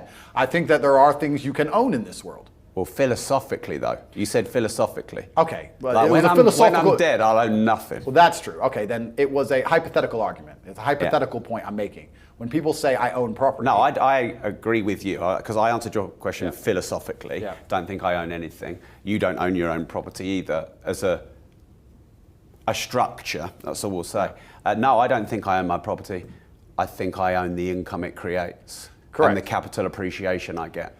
I would say you own the income it creates when it's not in a bank, when it's in your hand for a while. You own it, yeah. But yeah, well, I always take the income. The income comes to me. Now, obviously, if what happened to you happened to me, then you wouldn't own it. Then I could be fucked. Yeah, you wouldn't own the property. If you got canceled to the level I got canceled, you would own none of that property and you would not own the income either because your bank would be frozen. You would own none of it. What if the assets weren't in my name? Well, then you might be okay. But this is my point. My point is but you're a shark who can afford complicated legal structures. Joe Schmo is getting a mortgage in his name. But you teach Joe shows to become sharks, don't you? That's what you do. That's the goal, yeah. But this is when I say I'm anti-property, it's because of the exact scenario I described earlier. 24-year-old buying a house, get a mortgage in his name, he owns it, and I say, listen, my friend, one, that's not gonna make you rich. Two, you don't even own it. But I mean, owning it though, like what's that all about? Why does it matter if you own it? I like you have a lot of cars. I don't have 30, but I think I have 6 or 7. I don't own a lot of them. I don't own my Aventador. Yeah. I don't own it. I don't want to own it. Completely. I understand and that there's a financial benefit to doing that. I get it. But property is something different because your cars are a toy and property is supposed to be an investment. And the point is that the whole idea of home ownership is a false paradigm. They're purporting. I think we're now moving towards saying the same thing because I agree. I think selling you of getting into debt. The average American pays £600,000 in their lifetime in interest. The house that they've got you in debt in is a trap, and then you pay half of your money in tax, and then you pay £600,000 in your life in interest. Yeah. I think liberation is when you turn property into an investment. I agree with you. And for me, it's just a philosophical thing where I think that anything that can be taken off of you, you don't own. So for me, once again, you're in a unique scenario as am I. But if you're Joe Schmo, owning it is never going to make you rich in any considerable, serious amount of time. 20 years from now, you might get hit by a bus. That's forever. I don't think that long term. All of my plans are 3 to 4 months maximum. And the benefit of renting it versus ownership, well, you can get kicked out either way, and you lose all your flexibility. What's the point? Now, once you're sitting there going, I have $7 million in the bank, I don't know what to do with it. Sure, buy some property. Of course, put together a complicated legal structure and own some property. Absolutely. But I don't think that applies to most people who come to me and say, my mom said I should buy a house. Well, you're a dummy. Your mom did something that doesn't work anymore, and you're still a dummy. Thing is, sometimes your parents love you so much they give you bad advice. Well, they give you the advice that worked for them. Yeah. And I don't blame them. It's worked for them. So absolutely, why would they believe it doesn't work anymore? They were putting money in a savings account and getting interest on the money, like 4 or 5% interest on the money, and then buying a house for 1 year's salary that went up 10x. I'm sure it sounds like a great idea. Imagine if it was still that way right now, I'd tell everyone to buy a fucking house. But it isn't. And then you add into the fact that the government is getting more and more tyrannical. You add into the fact that violence is the bottom line. You add into the fact they will take your fucking house off you. What did they do in Canada to the truckers? When the Canadian truckers got tired of COVID, they went and they protested, and they lost their houses and lost their cars and lost their fucking pets. They euthanized their dogs.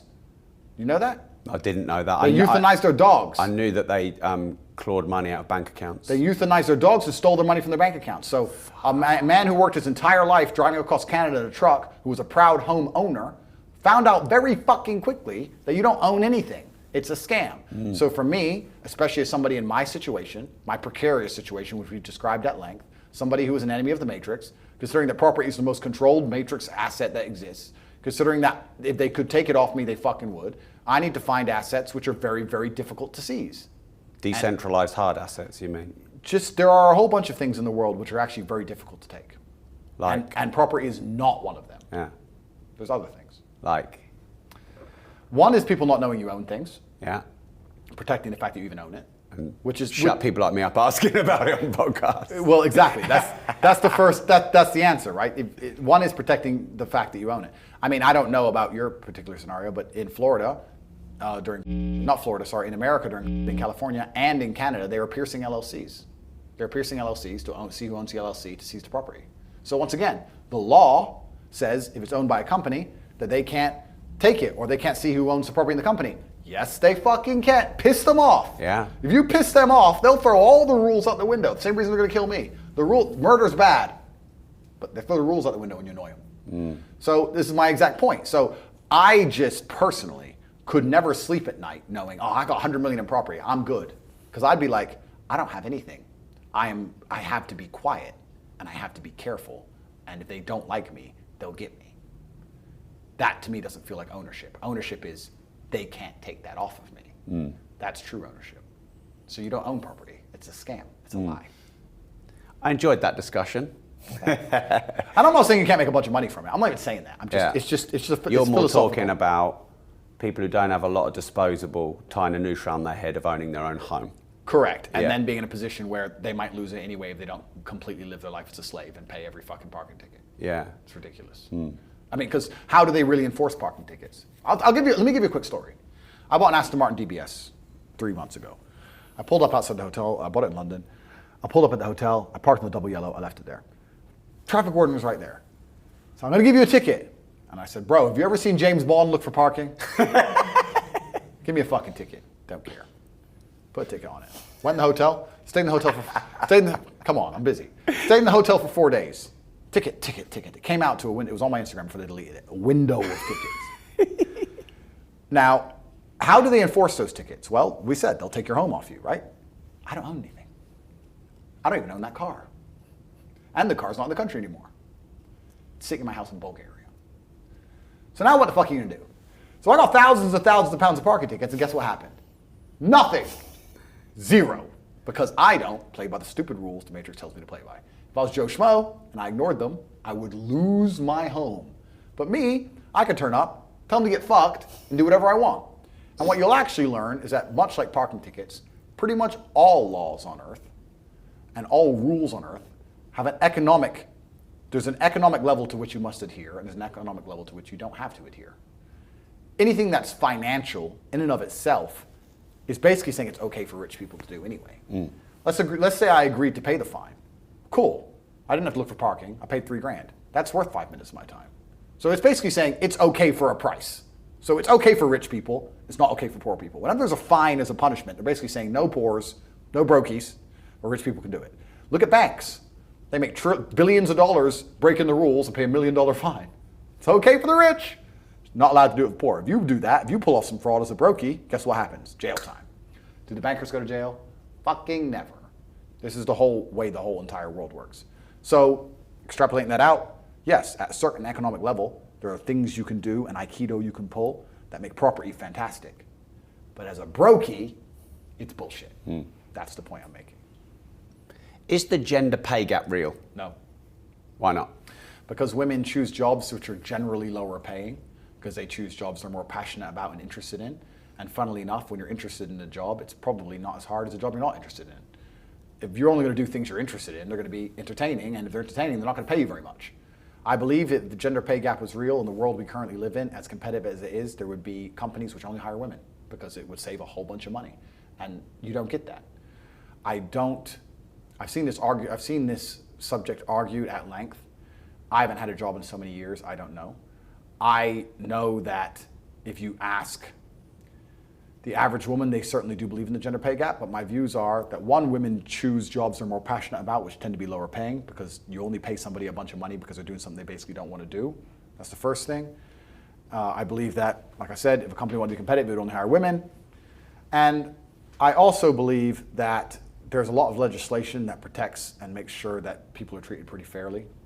And I don't think that women give up their whole lives for a job like a lot of men do. I think the reason a lot of men are CEOs is, one, because yes, there's an argument that men have an evolutionary instinct to lead and perhaps are better predispositioned to lead because we're more emotionally stable. There is that argument. But truthfully, I know men like me who give up our entire lives to work. All we do is work. If we're awake, we work. That's all we do. I don't know a single woman like that. She sees the kids, she sees her friends. They're more emotionally rounded than us. They're more stable than us. They're probably a lot fucking happier. And they don't want to give up their entire existence to work. Why should they? I don't blame them, but that means they're not competitive. So if you're a company and you're trying to choose the best possible worker and you have a man who gives up his entire life to work and you have a woman who's had a few kids, wants to see her kids, do the school run, bake cakes, then she can't compete. So I don't think it's about gender. I think it's just about the amount of time invested in doing the actual job. Mm. Could you argue, for example, professional football, like women and men, they might put similar time in? Why is there such a disparity there with what they earn? I can absolutely argue that. Yeah. Do you know why women footballers get paid so little? No. I'll tell you why. Well, I'm asking you. I'm not being interviewed. I'll tell you why. Because women don't fucking support them. Male footballers get paid so much because men go and watch the male football. Women footballers get paid so little because women don't go and watch it. So blame the other chicks. That is a female problem. It's nothing to do with us. The reason that female footballers or female sports stars get paid less than male sports stars is because nobody wants to fucking watch. Because nobody cares. Now, it's not women who are supporting the male sports stars, it's men. So if your own gender has betrayed you, don't turn at us and say we were the problem. Don't turn to the patriarchy. No, it's not the patriarchy. It's your fellow females who have zero interest in watching you run around and kick a ball in the net. That's why nobody pays you anything, because nobody wants to fucking see it. Call it supply and demand. If nobody wants to watch it, nobody's going to fucking pay for it. So my argument there is very, very simple. No, the gender pay gap cannot be applied to sports because females have betrayed their own gender absolutely. So to sit there and try and blame men is asinine. So are you saying if there was equal support, there'd be equal demand, and as there would be equal demand, there would be equal pay? There'd be equal TV rights, there'd be equal gate sales, Sponsorships. equal sponsorships, equal ticket sales, equal merchandise, equal everything. How can it be equal when nobody buys shit related? What kind of stupid mindset is that? And this is what they'll say, gender pay gap, I play football, but nobody watches you play football. That's like me playing guitar in a room by myself and asking why I'm not paid the same as Bruce Springsteen. Because nobody comes to my concerts. I'm on my own. I'm sitting there staring at a wall like a dummy. If you're gonna go kick a ball around and nobody wants to see it, then don't complain when nobody wants to pay you. Nobody wants to see it. Not my fault nobody wants to see it. I don't want to see it. Do you want to see it? Tell the truth. How many female football games have you watched in the last 6 months? Tell the truth. The Euro Cup final, that's it. Okay. Well, And England won that, so one. okay, one. Not bad. But yeah. Well, me, it's a firm fucking zero. And for most, it's a firm zero. Tough luck. That's life. However, let's flip it before I get called a misogynist. If you were to have a beauty pageant, the women get paid more than the men. Does anyone ever complain about that? No. But more men. Top 10 OnlyFans earners are all women. All women. So there's a whole bunch of industries where women can dominate, and there's a huge gender pay gap. Nobody complains about that. They only complain when it's the other way around. So they ignore half the argument, create a false paradigm, live inside the matrix, slave mind, ignore the truth. But the truth is there's places where women get paid so much more than men. And we don't complain about it because people want to see the women. But if people want to see the men, that's basic economics. Anybody who cannot possibly understand that is a lost soul. Have you ever taken steroids? Good question. And I want to say this on camera adamantly. And I want to say this straight to camera because if anyone ever finds out I'm lying, they'll crucify me. So this is why I'm going to say it this way. I swear on the memory of my father, I have never once in my life ever taken a steroid, ever. Not now, not ever. I'm not on TRT. I'm not on any kind of pills. I do not take creatine. I do not even drink protein shakes. I'm on 0 steroids. Perhaps I'm genetically gifted. Perhaps I'm God's favorite. But I'm in fantastic shape. I smoke cigars. I eat meat. I drink a lot of coffee. And I do train every day, of course, as long as I'm supposed to. But I have never taken steroids, ever, ever. And even when they're talking about me fighting Logan Paul, he's a massive steroid head. I have that from inside information. People close to him have told me he's on lots of steroids. He'd have to piss in a cup before I consider destroying him because he takes loads of steroids. If I took steroids, I'd be an animal. I'd be huge. But I do not take steroids because I don't need them. So no, the answer is absolutely no. However, True Geordie can keep taking his steroids. I'll still beat the fuck out of him. I'm not going to give him an excuse. You don't have to piss in a cup, my friend. You just have to turn up. Fuck him. The time will come. God's retribution is swift and surprising. The time will come where he pays the price. So, I understand you say that, or have said, that depression isn't real. Why are there then over 700,000 suicides a year? Because they believe in depression. I think that when you believe in things, you give them power. It's amazing how you can self-hypnotize. I'm not saying feeling depressed is not real. Everyone feels depressed. I'm saying the idea of depression as something you cannot control is a dangerous idea and paradigm. The reason so many people are committing suicide is because the Matrix is telling you that if you feel depressed, you cannot fix it. They tell you that depression is a disease that you can catch from the sky no matter how fantastic your life is, and you have no control over it. And I argue that absolutely. The reason the Matrix wants you depressed and sad is because when that happens, you are selfish. If you're depressed and sad, you only care about yourself. You don't care about your community or your family. You don't care about the world. You do not stand up for anything. You will accept being fucked in the ass like True Geordie. You'll accept any amount of garbage that they want to give you, any Matrix slave mind programming because you are too busy being sad to resist. This is why they tell you that when you are depressed, it is a disease. It is not a disease. You're depressed because your reality is depressing. The truth is, if I lived the reality that most of these depressed people live, I'd be depressed.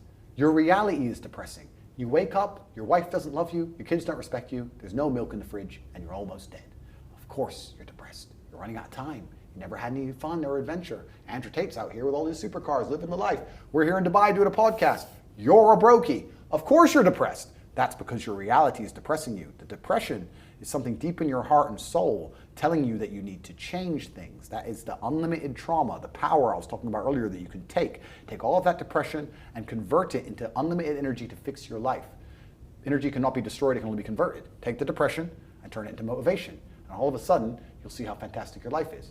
A guy emailed me saying he was depressed, he was going to kill himself. And I said, listen, before you do that, get a six-pack. He said, what are you talking about? You're fat, get a six-pack. If you still feel like killing yourself, good luck. By the time he sent me pictures of a six-pack, it was long emails thanking me how I saved his life. His reality was depressing. Of course you feel depressed if your reality is depressing. If your reality is fantastic, you won't feel depressed. I guarantee there's a whole bunch of people you can give $1 million to and the depression will disappear. The argument against that is why the famous people kill themselves, which I'm about to answer in a second. And the answer to that is actually going into the broader point, that the way the Matrix teaches about depression, they're trying to teach you to be helpless. They're teaching you that you cannot fight against it unless you take pharmaceutical drugs. And I say that it is not real in that paradigm, and that believing that is the case is going to destroy you. Having no hope will prevent you from fighting back. They're telling you it's hopeless, and it is not. If you do not believe in depression, like I do not believe in depression, no matter what bad things happen to me and how bad and depressed I feel, I know I can fix it. That will make me fight harder than if I believe I cannot fix it. The reason that rich people kill themselves is because they buy into this paradigm completely. They go to a therapist, and the therapist says, you have depression. It's not your fault. It's a disease that nobody can fix, and I can't help, and nobody can help. Then they give them a bunch of mind-altering drugs. Then they sit them there in therapy to talk about all the bad thing that's ever happened to them. Let me tell you something. If someone told me that I felt shit and I couldn't help it no matter what I did about my life, gave me a bunch of mind-altering drugs, and then sat me down to repeat all the bad shit that ever happened to me for hours and hours a day, I'd kill myself. There gets to a point where it just ain't fucking worth breathing anymore if you're gonna believe in that bollocks. But if you wake up and go, you know what? They're saying this is a disease, but I don't accept that paradigm. I don't believe in it. I believe that I can fix this myself. I believe if I change my reality and create an experience of life that I am absolutely and utterly satisfied by, I will no longer feel depressed. You will cure most of your own problems. Take two men, put them in two individual haunted houses. Haunted houses. One believes in ghosts, one doesn't. There's a loud noise in the night. The one who believes in ghosts wakes up and is paranoid, is afraid, can't sleep, is sitting in the corner of the room shaking. The one who doesn't believe in ghosts goes back to sleep. It is the belief in the ghost which punishes him, not the ghost itself. If you do not believe in depression, you can never be depressed. That's why I don't believe in it. And to go into a broader point about all of that, I don't even give a shit if I'm wrong. Because I've adopted a mental model that makes me ultimately and utterly competitive in all realms of human endeavor. And if by me not believing in depression, I am better at fighting the idea of being depressed, if I am better at making myself feel happier, if I am better at regulating my emotions by not believing in an idea, then I'll continue to stay wrong. I do not believe in things that take power away from me. I believe in things that make me more powerful. I will not sit here and start believing in ideas that are going to reduce my competence. Absolutely or utterly not. So I don't give a shit what scientist, doctor, I don't give a fuck who you put in front of me and try and convince me I am wrong. I don't believe in it because I am more competitive in this realm. And for the people who believe, if you and I go through the same terrible experiences, the same level of heartbreak and trauma, I guarantee your belief will destroy you when mine won't. And why would you believe in an idea that is against you? Why would you let your own mind become your enemy? Don't people understand that the entire world, the entire matrix is against you? If you can't control your own mind, what chance do you have? Every single ounce of my body is on my side. My mind is my ally, all the way down to my feet, my fingers. Every single part of me is absolutely and utterly on the same team. We are a united front against the enemies of freedom. How can I have my own mind betray me and tell me that I can't do something? I don't give a fuck if I decide to jump off this building. If I decide I'm not going to die, I am not going to die. My own mind will not betray me. Perhaps I'm wrong, but I believe that I stand a better chance of survival if I believe I will survive, as opposed to thinking I will certainly die. People underestimate the power of the mind. I do not believe in anything that takes power away from me. And another thing I do not do is adopt the thinking of people who are sad. When I say this, depressed people send me long emails trying to convince me I am wrong. Why the fuck would I want to think like you when you don't want to live? Why would I want to think like you when you want to kill yourself and I'm perfectly fine? Adopting the thinking of somebody who doesn't want to live anymore is probably the most stupid, asinine, inane, childish, ridiculous thing a functioning adult can do. If you're depressed, I don't want to think anything like you, so take your opinion and get fucked. 2 more questions. We were talking as we walked in briefly about how the UK is fucked. Correct. So we agree. Let's shake on that. Agree. We agree. Yeah, we agree. So do you want to just give us a little snapshot of your thought on the state of the UK, the politics in the UK, your thoughts? Sure. Empires rise and fall, civilizations decline. It's such a shame because the patriotic Brit in me is genuinely appalled at how it was the largest empire on earth. The good old World War II days, stiff upper lip. Britain was such a beautiful country. The countryside to this day is still beautiful if you can avoid the crime-ridden cities. It's truly a shame what's happened to that amazing nation.